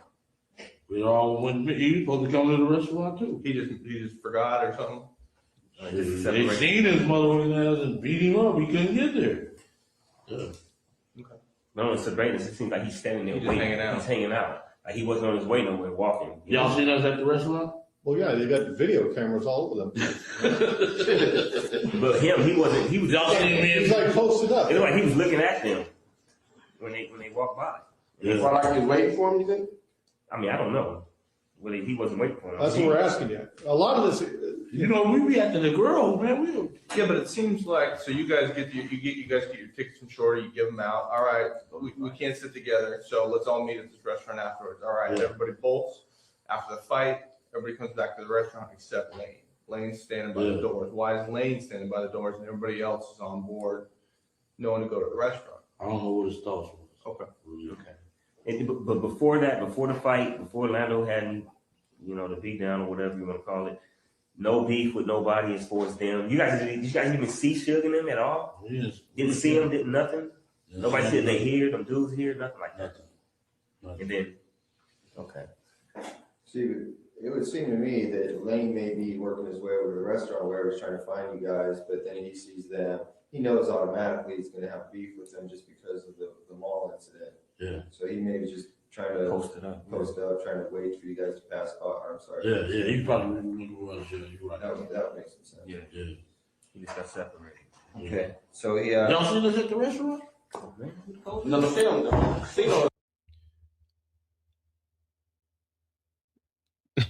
So the police seen Keffe D at the restaurant, and they talking about, yeah, man, you don't remember? shit, Darren was the waiter. Y'all seen me and him get I can't believe you don't remember seeing me at the house on Compton and Vegas, all that, man. I can't believe it, man. This task force has been around a long time. I can't believe you don't remember seeing me, man. I shook your hand a couple times. I'm like, what's up, man? What's up? And started moving like you knew me. And I'm like, what's up, man? How Yeah, you you doing? know, because you see. But you was just Keffe D, so. Shady, baby. Anyway. Y'all seen us at the restaurant too? Yeah, I just got the name of it because it's been so, like you said, it's been so long ago. But okay. Y'all see me and Sept in the Benz too? I didn't. I don't remember seeing it. I don't remember seeing it. Okay, but who was in the restaurant with you? The crew, me, Bubba, all of us. Kev. Was Devion and them hanging out with y'all at that time? No. The Vegas dudes? No, it wasn't. They knew nothing about this. Nothing about this. Y'all didn't hook with them at all. Nobody, Qatar, Carol, KC, whatever his name is. None of them dudes. Y'all didn't hook up with none of them from We Vegas. seen KC down there. Okay. We just see Doug or the other boy, Chin. Okay. So, Hey. you know, T.R. Yeah. He just got a good 5 months ago. From victory. Okay, so Richie Rich and Zipper in the lobbies with some other New Yorkers. You guys are reading, blah, blah, blah. Lane gets his ass, or Lane gets into a fight. And then Zip and his boys were like, y'all need any help? The East Coast answered this first. And my boy. And one of my Paramount, man. Oh, And Oh, Anthony? Anthony Trent. Yeah. He was out there? yeah, he asked me, y'all need some help? We like, no, we good. Did Treggs hear any of the conversations between you and Puffy? Was he there for anything? Who? Treggs. And And And? yeah, the one you talking about right now. No, he didn't. Did he? your Cadillac? The Cadillac. Yeah, the one. Yeah. Yeah. Was he there for any of the other conversations or anything No, the like Cadillac was Reed. That's true. Oh, that's Trevor, yeah. The other one was. Ant was the other dude that came with the other car. That's right. You know what He was there. We seen him earlier. He like, he jumped on lane. Ooh, what's up? Y'all need us? We like, no, we cool.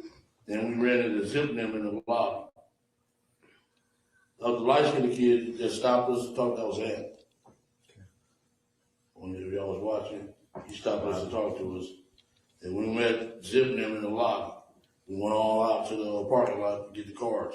Okay, let's stop right there. The whole crew? Yeah.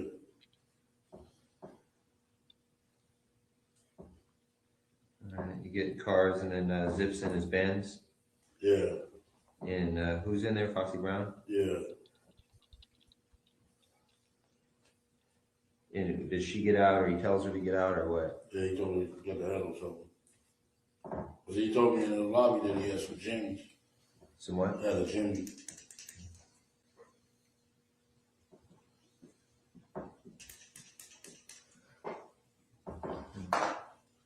You need one? And you get in with Foxy Brown was sitting in the front seat. Yeah, and she got out. She was wearing pink, little pink thing. And I jumped in the car. He gave me the Jimmy. Who was Lane and all them? I'm sorry, Greg. Just waiting on the cars. So they was in the valet waiting for the cars. You had already gotten in his car. Where does he get the gun from in the car? A little secret Ass. compartment. Popped up Pop up, yeah. in the armrest? Yeah. He gave it to me.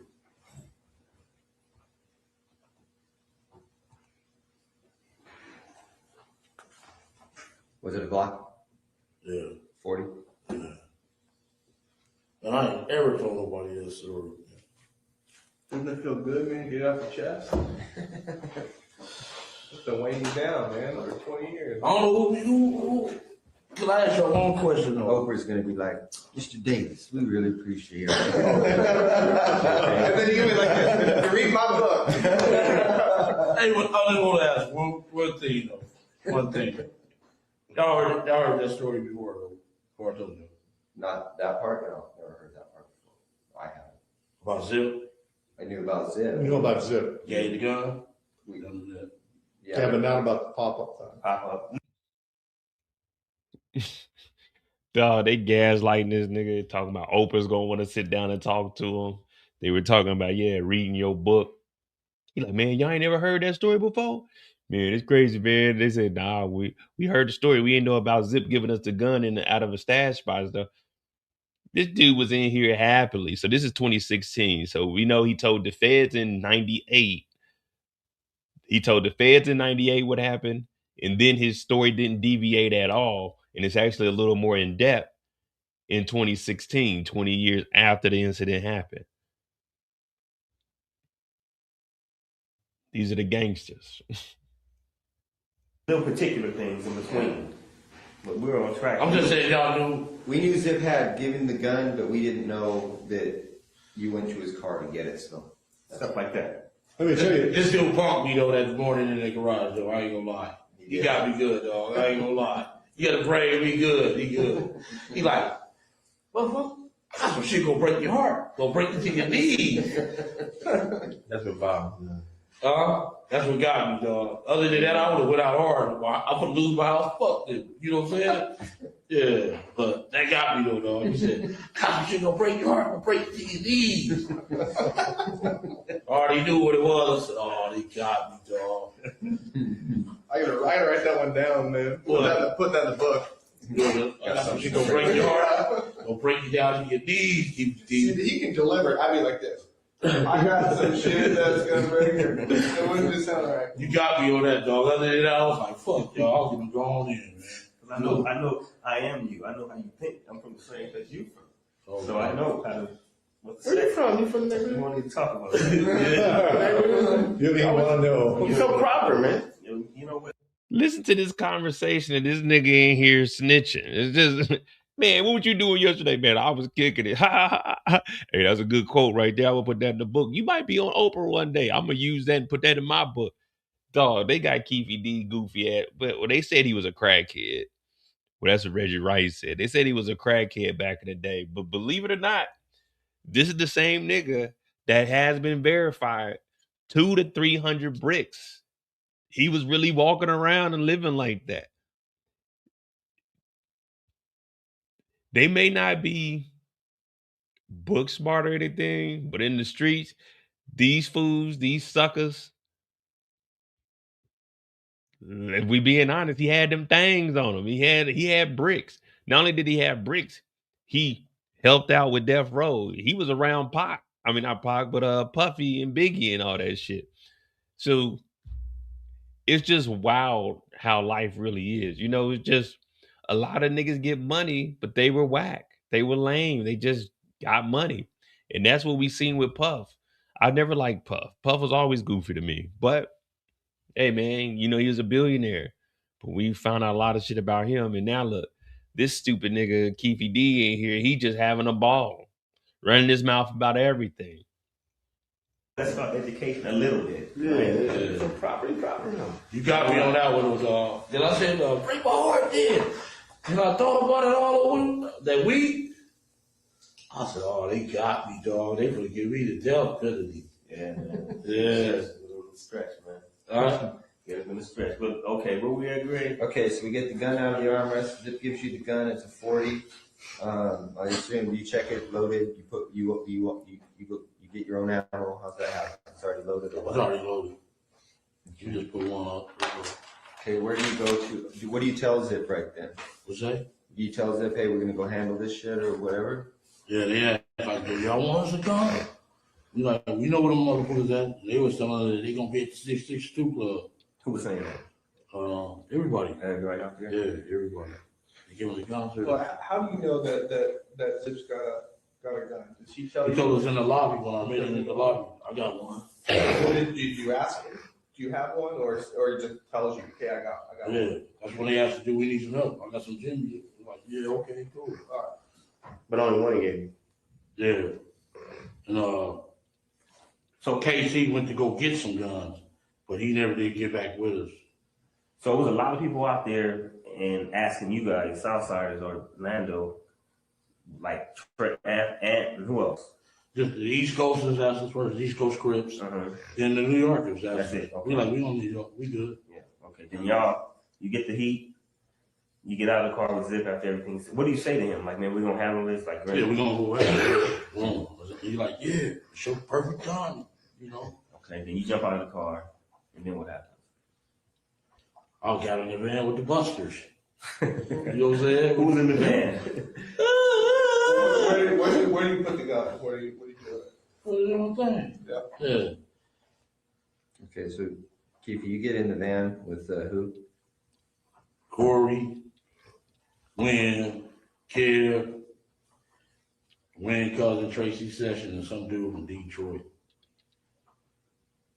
And they was, Wayne said they had a gun up under the hood. In the rental car? Yeah, they put one up under the hood. So okay, that's cool. So we go to the 626. I'm sorry, real quick though. Lane's in the van too at that time or no? They in the Cadillac. Okay, so Lane in Cadillac with T Brown and Dre. Yeah. You know who was driving in? You drove off from the hotel. T-Brown. T-Brown was driving still. Yeah. And y'all go with the van. This is 2 cars. Go to 662. Yeah, the van and the Cadillac. Go to 662. Yeah. I'm sorry, go on, Greg. So when you guys leave the motel after you get the gun from Zip, you guys never go back to your rooms to discuss anything or anything at all. You go from the MGM, or I'm sorry, from the MGM out on the hunt for these guys. You guys never go back. We would drop the girls off. Me and Lane did.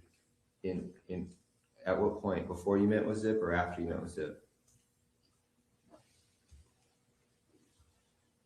Well, that's a long time. I know I gave Paula money to go gamble and Rush. I don't know what Rush.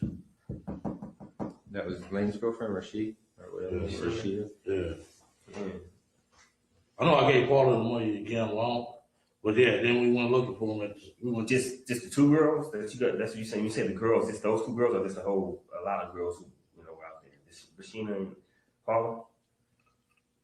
There was a few girls out there. Where were Their we? whole crew. Yeah. Pick back up where we left off. I gave her money to go gamble. Boom. We get in the car. We get in the fucking van. Go up to the 626 club. And Corey, they gonna kill us, dog. You know that motherfucker. You know, got the police killing motherfuckers and all that. Man, you crazy. And fuck, dude, I know dude since we played fucking football. He's a bitch. You know. They got you scared. Did you get in the van in the valet area of MGM? Yeah. Who was driving that van? You probably already answered. It was either Cam or Corey. And when we went up to the 626 club, they didn't show up. We waited about 15, 20 minutes. They didn't show up. So it's like, let's go get some liquor. We stopped at the liquor store.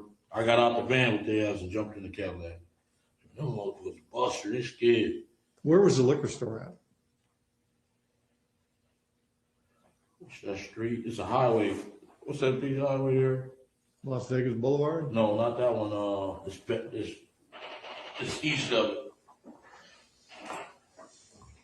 Oh, man. Highway. What's the one that runs behind all the hotels? We went to Craig.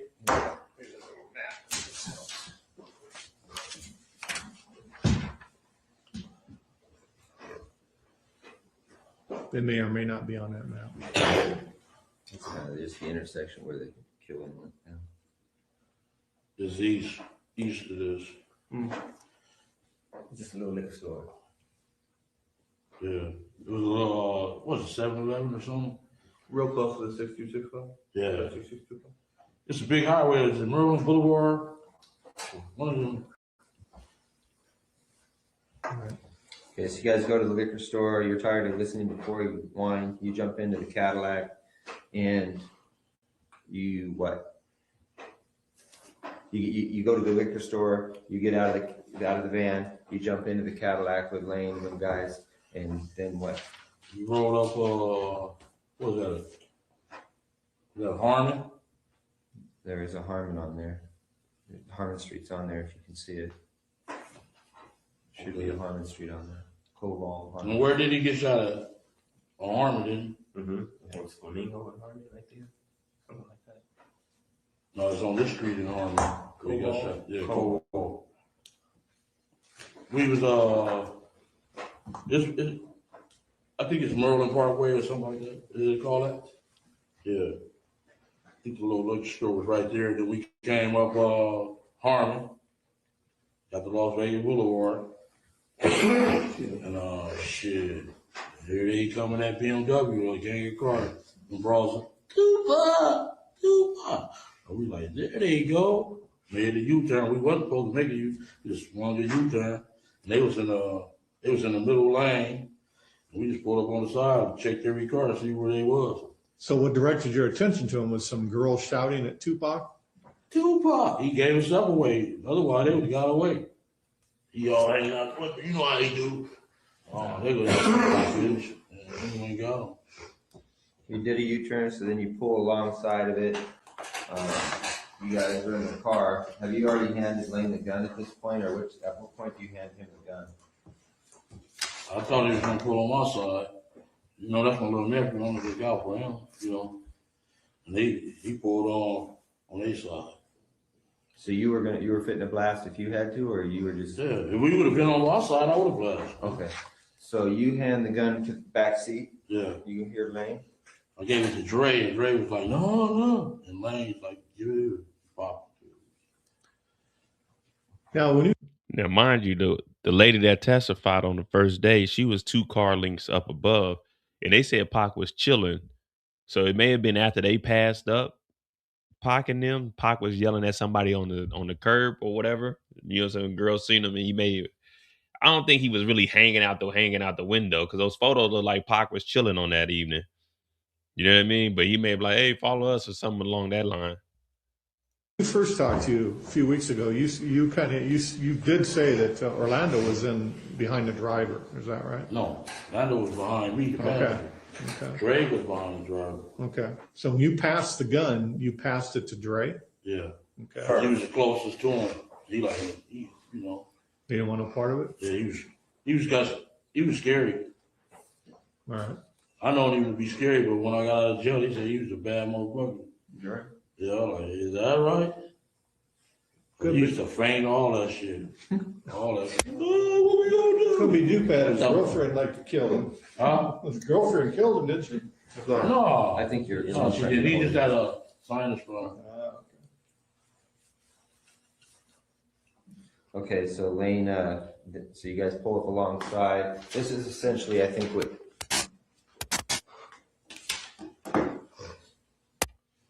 Yeah. You guys pull alongside, that's essentially what you see.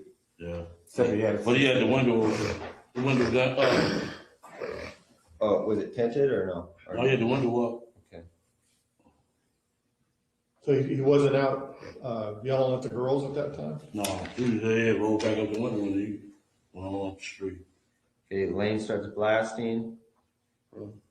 You say Suge looks over, he sees you. Yeah. He looks right at you. Yeah, he looked at him. Why are you looking right now? Fucking known each other since we were 7, 8 years old. When he looks over at you, and then, Tupac's busy getting shot. Evidently, the story is Tupac's trying to either get out In of the the back seat or something. Yeah, what do you see happening inside of their Jumping car? in. I seen a bullet going Suge head. I thought he was dead. You see He his must have head, scraped him or something in the head or something. a piece of glass went into his neck right here. And he had a thing in his head. He had a too. little grave. Yeah, you got a grave from this. Yeah, I thought he was dead. Okay. I'm sorry, did you guys stop and keep it up? Did Bolo stop the car and just let him get off? Yeah.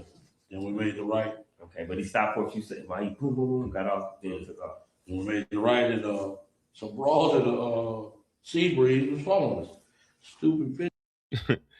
That's the that's the girl that testified. Remember, they just said when they turned, they tried to get out of there, but the Cadillac had already turned, so they were behind them, and they ended up driving off. He says, ah. And we shot their window out, and they stopped. So Tupac's trying to jump in the back seat. And what Suge doing? Just ducking? Ducking. He couldn't really duck because he was too big. You know? Yeah.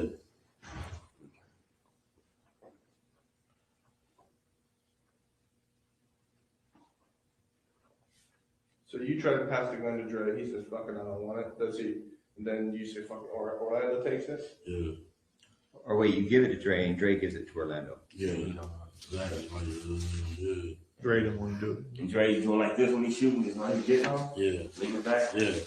And once we got out of the car, he was acting like a bitch. Then I'm like, get a hold of yourself, bitch. Right. Fucker, yes. What was he saying? Oh, what you doing on here? Man, shut the fuck up, bitch. What's wrong with this, you know? Well, where did you go after the shooting? Went to the Monte Carlo. Do what? Real Before we get there, quick. yeah. Okay, so the shooting goes down. He's trying to get in the back seat. Suge's ducking out the way. You guys pull off, and followed by Sebring. A sea breeze, some broads. They ain't call y'all or nothing? The broads? I don't know. I can't hear you. Hey, come on, man. We been talking over this. Man, we've been doing this so many times, man. Like, it's right. Sebring. It all comes out. Lane starts blasting back on him. Yeah. So he had bullets left. How many rounds did you say he shot in the Tupac in the car? If you had to, About 6 or something. 6? Then how many times did he shoot at the girl? Twice. Just twice. Afterwards, when you guys are rolling, just rolling to the hotel, you go straight back to the hotel I went and parked the car by the carriage house. by the carriage house. You dumped the car and just left it there We left it there at the carriage. It's a parking lot on the opposite side of the carriage house. We left the car there and put the gun on the tire and left. On the tire, front wheel tire, back tire, The what? front tire. And then left. Yeah. Was there any bullet holes in the car? Because somebody said somebody shot back at you from No, ain't nobody nothing like shot that. Never no bullet holes in the car. Never. Which tire on the front? You're the passenger side of it. Passenger side. When Orlando was shooting, was the gun all the way out of the car? Or was it in the car at all? Do you remember? We got the shells out of there though. Did I just Yeah, we did. On your way to park the car? When you were leaving to go park the car? The next day. Understand. Buffalo did. So the next day, oh, you didn't go back the next day. We rolled back the next day. The gun was gone. The gun was on the tire when I left. The next day though? I got in my car was, well, I was in a rental car. I don't know what they did with that. Is it that? Oh, Keith, man, you just got this gun from Zip. You don't want him implicated in the shooting. Now you've got a loose end because you put the gun out there on the street like that. Could come back to Zip because we don't know, and you don't know at this time whether it's registered to him, his people, whatever. Honestly. That's Man, that gun wouldn't be registered. If it was registered, it wouldn't be in the stash. You know what I mean? If he had a registered gun, he wouldn't have had it in the stash spot. He would have had that thing readily available. But they just trying to get Keffe to talk, trying to, yeah, you didn't want to implement Zip or anything because you didn't know if it was registered. It could have came back to him. kind of lame. No, that's not. Okay. He don't give a fuck about Zip. Yeah. He just At done. that time. No, he don't think like, you know what I'm saying? He ain't thinking like that. Well, why would you leave a gun? He's not thinking like, y'all thinking intelligent. Outside Like Las that. They ain't Vegas, thinking like that. you just killed, they just did a big murder. They not thinking like that. You want the truth or you want me to tell you a lie? You want me to lie? No, I want the truth. Okay, we left a fucking gun on the tire, dude. That's all. Bro. That's all. That's the last time I seen the gun. That's the last time you saw it. They don't think like that. You want me to lie? I can No. throw it out. We don't get us anywhere. I just can't believe you do that in Compton. What's No, that? that's what they did. They don't think like that. So that means they took the gun back to Compton. They left it on the tire in the wheel well. That means somebody in Compton got that gun. Somebody got Tupac's murder weapon. Like a kid or somebody had found it. They didn't probably use it and put more bodies on it. They didn't probably sold it to somebody else. You know what I mean? All kinds of wild shit could have happened with that gun. We'll never know. We'll never know. It's been 30 years. We just left it on the tire. I guess I don't know what T Brown did with it or whatever. What he got. It wasn't our concern. We did what we had to do. Boom. Plus they don't I drove think back that in my. Me and Lane drove back in the car. Went on home. Immediately after that? No, the next day. So what y'all do Damn. after y'all left the gun on the tire? Where'd you guys go? We smoked weed and drank. Yeah. Where? At the What? hotel? It's all Them there. parties. In the room? Yeah, y'all see the surveillance? I don't know. Okay, the carriage, you guys park it in that parking lot. You walk or does the van come by and you get in the van again? No, we walked. Okay, you walked over to the treasure or the Monte We Carlo. walked right upside that Coca-Cola place. It's a little crosswalk that goes straight to the Monte Carlo. Okay, so you guys go back to your room. And they pulled up in the ambulance while we was standing right there. Take our bullshit. You guys on the street with We on Las Vegas Boulevard at the crosswalk, and they pull up at the ambulance right next to us. with him in the car already? Pops in the car. Tupac and Suge in the car. And y'all just This is walking. close. Did they see y'all? Should see he can see out there ambulance because he wasn't really hurt. They No, don't they couldn't care. see. We didn't give a fuck. We They was don't right- care. I'm talking about the ambulance was parked right here. Right next to us. That shit was funny as a motherfucker. So you guys continue, you party at the Monte Carlo, you go someplace else that night, you strip club or anything like that? We was at the Monte Carlo. Okay. and y'all four stay together? Y'all four stay together? T Brown and T. you and Brown, like. Jay. All of us there, we stayed together. By that time, the van had come back around. Yeah, they came back. They came. They met you at the They didn't hotel. even know we did it. Y'all didn't tell them nothing. Y'all just act like nothing was going on. Nothing was going Let me on. say something real quick. It's weird. I know how, like the way Greg Carter said it, like y'all just did this big thing, but to them, that dude's nothing. Y'all don't care about him. They act like, yeah. They just act like he's a big thing and nothing. They like he's nothing. He's dead. And when we got back, the war broke out. Y'all come. We'll get to that. So you guys go back, you just party, drink, smoke, it's not really discussed, nobody's making a big deal about it. Everyone goes back to their room to go to bed, you talk to the girls about it at all? You tell anybody I don't know, man. I don't get down like that, man. I ain't tell nobody shit. That's like I tell my nephews them stop saying that shit. Don't be on that internet and MySpace, man. Don't be saying that shit. They come till they get that dude but make it every 30 years later. I think someone went to the bathroom. Oh, is that what it is? Oh, no. That's strong already. You guys do that. Go back to the hotel. Do all the Southside. Who all was in the room afterwards? Is everybody? Corey, Kev. Corey came later. He said, you learned Tupac dead. Like, is that right? Y'all laugh. Huh? Y'all laugh. Yeah. So he came in with the news that he brought the news that he had died. He thought he had died. Right, yeah. They said they both shot up. Okay. All right, so that night goes by. The next morning, you guys go get up and you go back down to the Cadillac? I didn't ever go back to down to the guy. You didn't? Some other people went. Okay. See, Brown, he had to go get the car. Okay, I thought you said you and Lane drove back. Oh, we drove that the Century back. Did you and him? The car. And Me your and wife? my wife. And she was his girl in there too? I think she was, yeah. Okay, so 4 y'all. Yeah. But during that night, after the shooting, was there any phone calls between you and Zip or you and anybody? No. Nothing. It was dead that night. Nothing Yeah. happened. The No next day, communication. we met at that right here on 3rd and La Brea at that hot wing place. So Melrose? Paul was like, what up? yeah, Melrose. All right. So okay. so you get up the next morning, and what happened? You turn on the news. You see he's dead. We already knew. You already knew he's dead. Any phone calls? You call anybody? You call Zip? And, The next day, The next Yeah. day, he was like, Zip called you, you called Zip. call me. And he said, was that us? Okay, yeah. Then he called while we said, is that us? Yeah. Wait. So Zip called you and said, "Is that us?"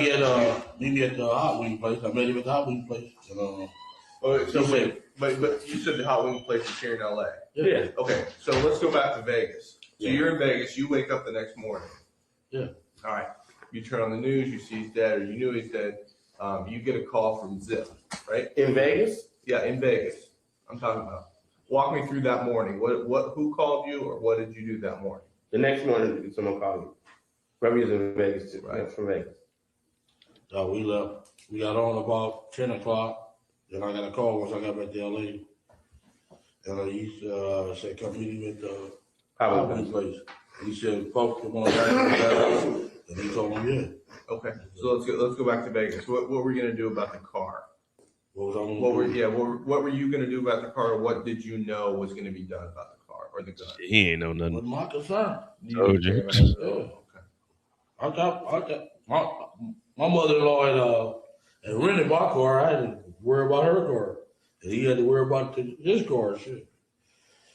And I swear, Highway Patrol was gonna pull his ass over, man. Y'all was Do you know if he had the gun with him still? I don't know. I know the Highway Patrol was on his ass for about at least 10, 15 miles. I know he was shitting bricks.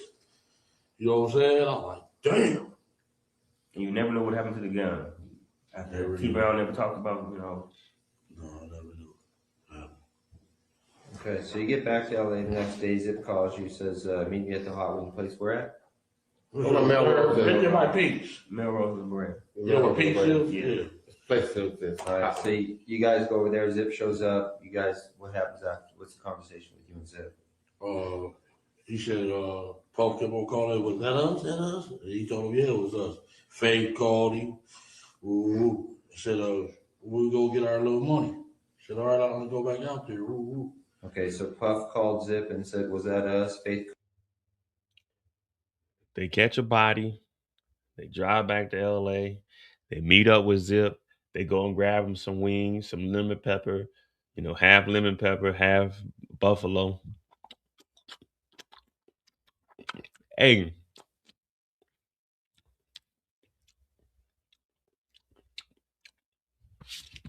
what's up with that money, man? Puff gonna pay us? Because I know he keep calling. They call him Faith and everything. Woo, woo, woo. What's up with that money, man?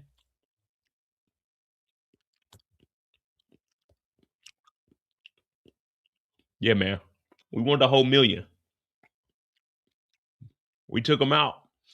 The nigga told me an M. We want the whole thing. They meeting up at the chicken spot to discuss $1 million payment. Called Zip and said, was that us? But you talking Puff too? Yeah.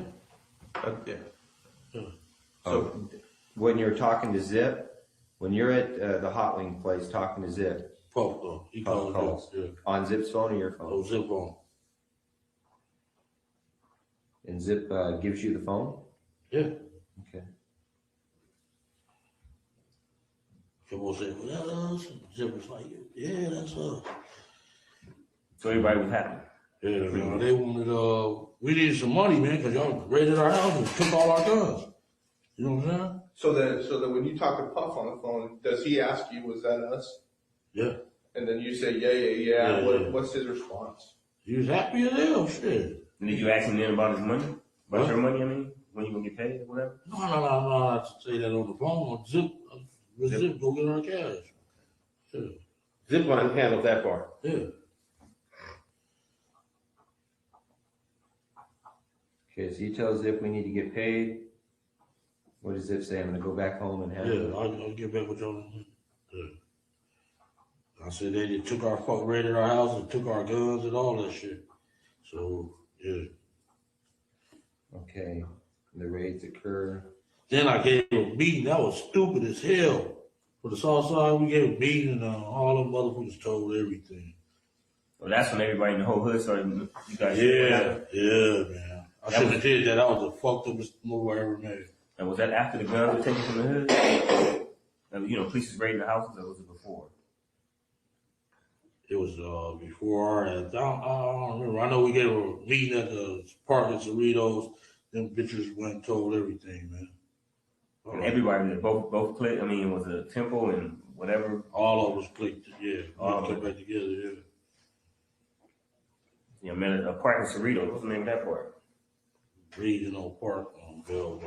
It was all in that first affidavit anyway. We read all that shit. Okay, so you called the meeting though? Yeah. Okay. We read that whole affidavit. You know what I'm saying? We know what's up. So you called the meeting to discuss the incident? Yeah. Okay. And then, And everybody like, we heard you got your $1 million, man. We gonna kick in. You gonna get your punk ass out of my face, bitch. You know? right.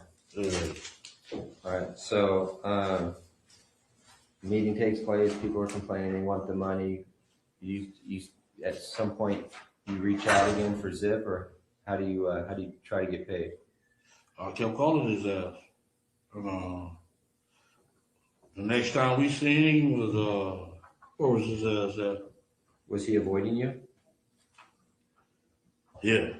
We met him at Roxbury. Yeah. On purpose? You ran into him, or you guys had a call? We had a meeting. Who set that up? I did. So you called Zip, you finally got a hold of him, you told him I love He you. said, I'm back out here, meet me at Roxbury. That club on Sunset. Yeah. And they were shooting pool, and them Don Moon Riders ready to beat their ass. Who's they? Zip who up? Zip, D-Mac, who was that? Fleetwood. Flint's dude, Flintwood? Yeah. Do the hang with So you got Flint and you got Fleetwood. Was Flint out by then? No. Okay, then y'all meet, and then what? We meet? Now, when you have a meeting, is D-Mac and Fleetwood all of them there with you guys? No, we didn't. It was just me and him. I was talking. I said, man, what's up with the cat? And he ain't gave it to me yet. And D-Mac told me that shit. He said, man, Zip got that money. He like, huh? He tell you that night, though, because you thought he was still trying to get some money, right? Yeah. I'm talking about he told me this past summer. And what's they fell out behind all that shit. When you guys met at the Roxbury, how long, how much time passes before I'm sorry. After that After Halloween play?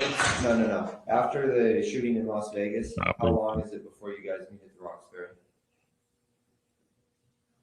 Like months? About a month and a half.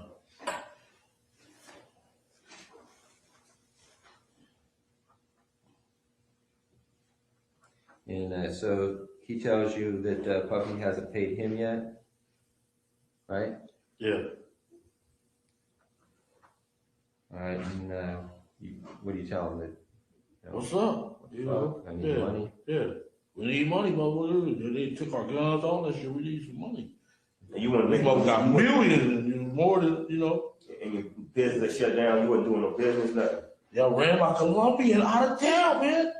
I mean, we did. We should have did that shit. We shouldn't even met Puffy. We should have just stayed rolling, man. You know.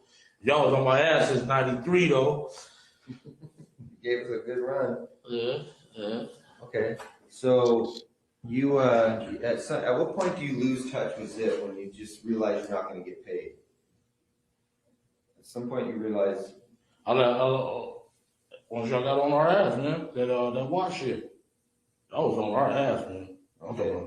So 96 comes and goes, 97, then you end up you pick up that case. 97. Man, y'all after that shit happened, we couldn't breathe. You know that. Y'all put the heat on our ass like a motherfucker. Okay. And then so you end up going to prison. And then that's where 98 comes. So again, this is 2016, 20 years after it. 98 was the year after he got locked up. That's when he was talking to the feds, where we got that Fed 302 yesterday that we were listening to. Yeah. Since you've been out of prison, have you talked to Zip? Not one time. And then what about Puffy? Not one time. Okay. I tried to call him several times, though. That little daddy out shit. You left messages? Hell yeah.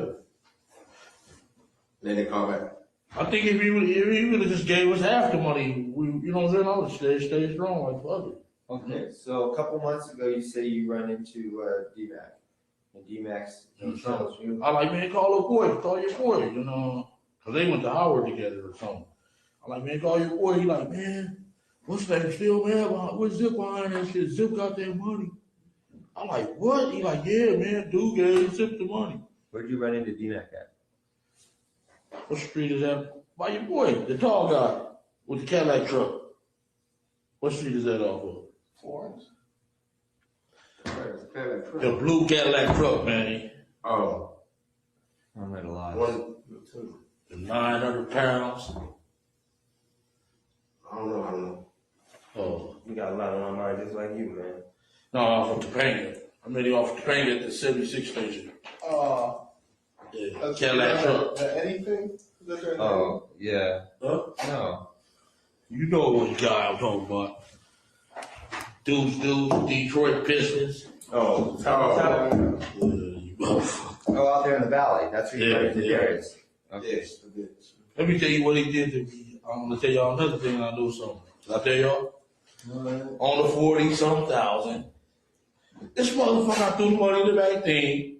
The motherfucker say, hey, let me talk to you, dog.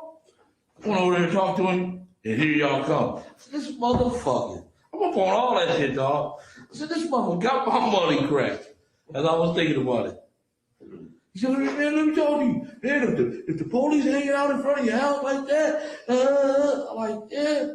I said, man, that sound like the Fed. He like, yeah. I'm like, yeah. And showing up. Here come the car from by the school, and here come the other one off of Glencoe. The car off the school threw us off. I said, oh, here come the popo. I jumped in the car, and here come that other car. Woo! Ah! Stopped right at me, man. And grabbed him, and he like, man, I got a gun. I'm like, you going to jail, dude. And he like, yeah, dude. Handcuffed his ass, put him in another car, and let him go before us. I said, oh, that motherfucker snitching, man. Tell you, I'm up on all that shit, man. Y'all shit is easy, though. Yeah, they handcuffed me for it. Huh? Let him go with his gun. I said, damn, what he gonna use? He need that for protection from me? That's a cold shit, boy. Well, let's get back to. Okay, you run into D-Mac and. This nigga then went off on a whole conversation about a whole situation that ain't got nothing to do. They like, hey, let's get back to D-Mac. What's up with this money from Puff?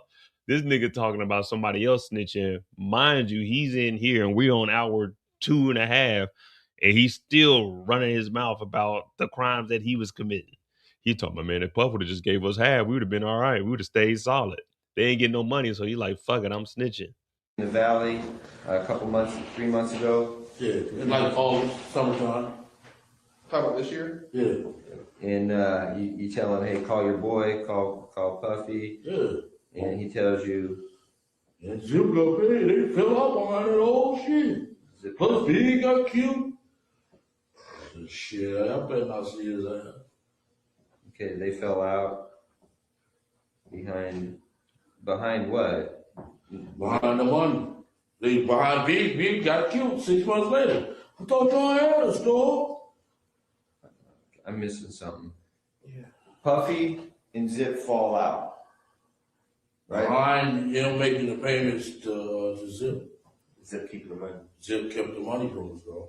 And he give it to them, and then Big got killed. Yeah, all that. I thought y'all had our back. How do you suppose Puffy found out that Zip didn't pay you guys? How does Puffy know? I guess he knew. Win, I guess. Win seen him a couple of times. Zip? Oh, no, he seen the Warrior. Fuck. At one of the Snoop parties out there.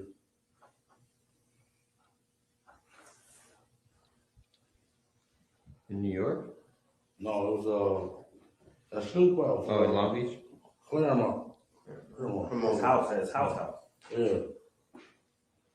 They all on pictures and everything. He came. I said, man, you didn't call me. No, dog. I got you going out in there. Motherfucker. I said, you get the number? You got the number? We call. Motherfucking, you know what I'm saying? Well, I was seeing his ass, man, give me the jewelry and everything, you know? Stupid motherfucker. Okay, so Zip doesn't pay you. Puffy's pissed off because Puffy did make the payment. You have any idea what amount of money Puffy paid? D-Mac didn't say it. Okay, so D-Mac tells you they fell out beyond that whole thing. You think that Win had probably talked to Puffy about the money at one of these Snoop Dogg parties? I said he didn't. He just gave him the number. I heard Keffe out. We got the number. We called him up with a number. Phone call. Puffy gave Win his number? Yeah. I said, you let him give you a number? That was so stupid. Why you get the jewelry? To be all, you know what I'm saying? Collateral. Yeah. Okay. But you left a message when you get the number? What? You called and left a message? Yeah, he ain't answer. The man got about 50 phones. He throw that shit away. The phone's easy, man. All right. And what about you? You also said that that Kane told you something about Zip. Yeah, he said, Zip got the money. They fell out. When was that? When did Kane tell you that? When did I get out on that violation? That was 2005. Kane's name is Gregory. Yeah. How about Pete? How much time they gave Pete? Pedro Hill? Yeah.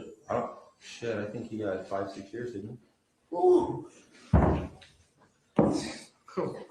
Dog, damn, hurt. Well, this is a cold dude, man. The game ain't right. I advise everybody to quit, dude. Where were you when Kane told you? Is this when you were back in Richmond or? Care about it. Oh, I only went out there one time. They said I stole $10,000. I said, bitch, I stole $10,000. No, that's your brother saying that. That's not. Yeah. Yeah. Kevin. That stupid ass motherfucker. You don't know I'm saving his life. $10,000. Oh, you know about that too, huh? Yeah. Okay, so Kane tells you you're over at Kev's house 2005. Kane. Mind you, this is 10 years and they're still trying to get any of the money. Now, they said that Zip received the money and Zip never gave the money to Keffe D, which is another reason why Keffe D flew out to New York with the feds. He flew out there to try to get Zip to talk about the money, but he didn't. He ended up passing on. But this is 10 years. They still haven't got that money. And Keffe D, by this time, he ain't what he used to be with all the 300 bricks. Tells you, man, Zip got that money. How does Kane know Zip? Just from out there in New York. Just the New York connection. Yeah. Everybody knows Zip. Zip is big and a mother way out there, man. Yeah. Now, you know Kane's on the run, right? He on the run? Yeah. Oh. You have any contact with him at all? I thought his ass was snitching because he got caught with 12 keys. Yeah, he bugged out on that. He did? Yeah. I ain't got no country. He be up in Baltimore. That's up by that school. In Baltimore. By the way, do you know if Gregory Brooks, if his people back in Baltimore are the Brooks brothers that were in the newspaper like a couple years ago behind that big bus? No. You don't know if that's his brothers? No. Gregory, that's my cousin. Okay. Yeah, I know he was sending stuff to Baltimore, but wasn't he, the Brooks brothers from Baltimore, you don't know who they are? No, he ain't accused me. Okay. His brother named Garfield. And he phone company man. Gregory quit. Gregory, Craig, all of them. All my older brothers and shit quit that shit. Yeah. My grandsons, both of them in jail. One of them in jail. Right? Yeah. They banging and stuff. Huh? Y'all is up our ass, huh? Yeah, man. Lil Lane better watch out. Craig's brother, he out there. Why you gonna stop him from doing what he doing? He out there banging and stuff, ain't he? Who? Craig's little brother. They call him Lil Lane or whatever. I mean, Craig's son. They call him Little Lane? Something like that. No, they don't. Mando or some shit. I don't know. Something like that. Baby Mando? Yeah. I think one of the last things is, what makes you think though that now that you'd be able to talk to either like Zip or somebody in person? Keffe D, I know exactly. I got you. I know you're Keffe D, but listen, they had a fall. Seriously though, I mean this is. Man, I would go ask Puffy, man. I would go. Puffy's Puffy. You're Keffe D. Puffy's Puffy. Okay, and now he knows that, you know, you can't afford to be making any mistakes right now about the ghosts that are in his closet. And, you know, all of a sudden Keffe D comes up out of nowhere and starts wanting to talk about the murder of Tupac. He couldn't really come like that. I ain't gonna come back. Give me my money, man. No, my money. But I'm saying he ain't. I'm just from my standpoint. He wouldn't just come up to him like that. He'd have to create a scenario where he'd feel comfortable. Then let's talk about creating. Like I give you an example of what I would think. Like maybe like. All right, y'all find out where he at in the club. No. Listen to me. You wouldn't just have him just pop up. They can bring charges up on. You create a situation maybe like Keffe was in town. He was doing well. Maybe They would just have to prove Puff's connection with Zip though, unless they can get some phone records. But I doubt they can be able to get phone records from 96, 97 showing that Keffe D was actually talking to Puff. Keffe had a business and that he was putting together, a clothes business or something like that. He'd come at him like that, and then they would kick it, and then the conversation would come up. I mean, you wouldn't just have him just walk up on him like that. Right. We don't know how to create that. That's why we need your guys. Because I mean, probably. You want my input? Give me an example. Let me say Exactly what I want. How many you think you can have? No. I've been looking for his ass. Believe me. You know that too, right? Yeah. When I run into at the club, when he got that walk of fame, motherfucker, I was right there. But what I'm saying is, that store. But what I'm saying There was too many of y'all around here. He's not going to just give you a straight conversation. He's going to feel comfortable. You got to create something that's comfortable for him. I mean, I know how you're thinking, but it's been a while. He's sophisticated. He's scared. I'm just saying maybe you have to create some type of. They know they don't want to mess with you. They don't want you coming at them wrong. He embraced it when, you know what I'm saying? You know what I'm saying? He cool like win like that? Yeah, he gonna embrace the shit out of us.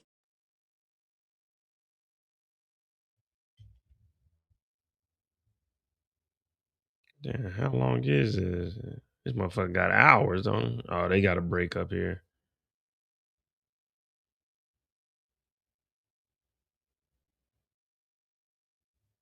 Like 2 minutes. They ain't got no audio.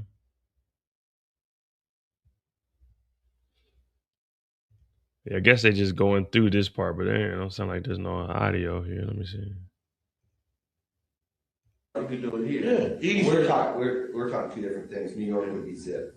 Yeah. Zip's out there and he's going to be staying out there. Yeah. I mean, he's got a club out there. He always. Yeah, you gotta put, I can go there. Because even like, every time my folks go out there, Brian, he's vice president right up under Jermaine Dupri. He went out there, him and the dude named Ramon, they went out there, y'all Keffe D boys.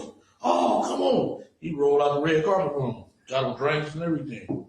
They the one told me about the club. Then this other broad I was fucking, she said, got a 3-story beauty salon.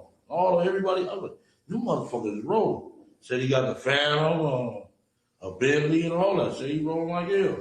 You see any advantage to maybe starting off with just having another encounter with D-Mac? Yeah. Start off with that, and then D-Mac can put it in Puffy's ear that you kind of Looking for it. All right, I'll get on it real fast. No, we'll handle that. We'll set that up. Okay. Okay, because what ends up happening is if you take control of the situation, you start making some progress we're not ready to deal with yet, then, Basically, you don't have to do anything until. Just take the time. yeah, it takes time. We'll tell you when you need to be somewhere and make arrangements. All right. It is. And, Gotta put it in here because he do go get D-Mac every time he come out here. okay. That's a boy, yeah.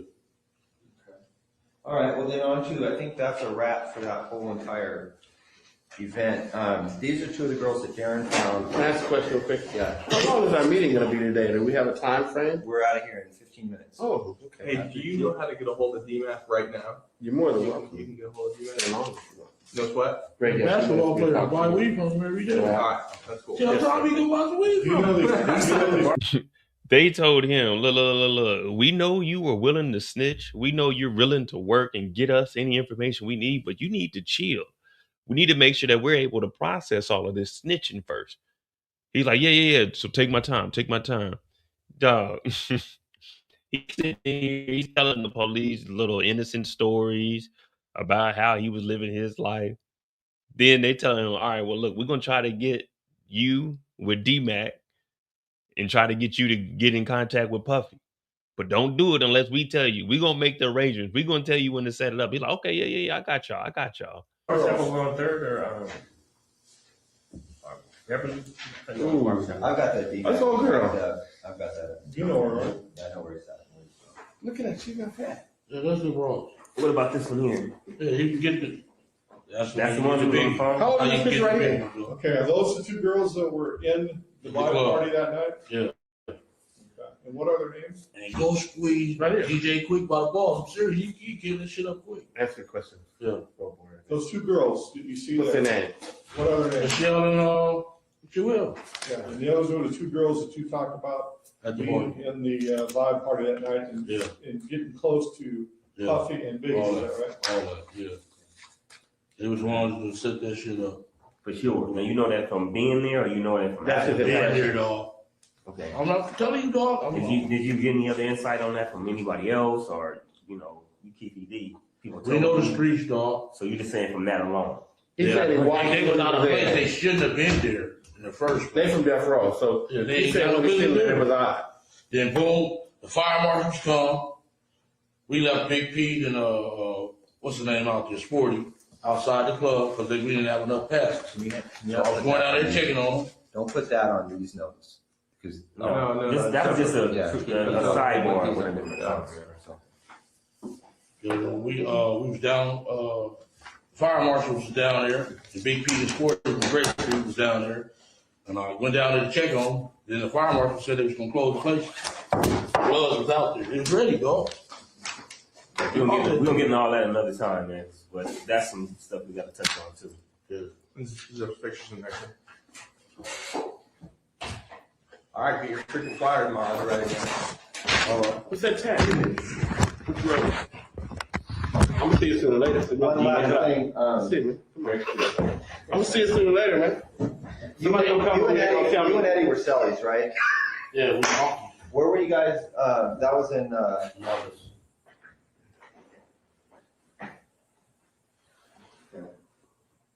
But I wanted to ask you something, but excuse me. What do you know his last name to be? Sammy Samuels. Huh? Sammy Samuels. Samuels. Sammy Samuels. Oh, okay. He asked the question. I find out anything. Well, I'm gonna ask you one more thing. I know you probably been on the case in 93. Okay. Listen to this.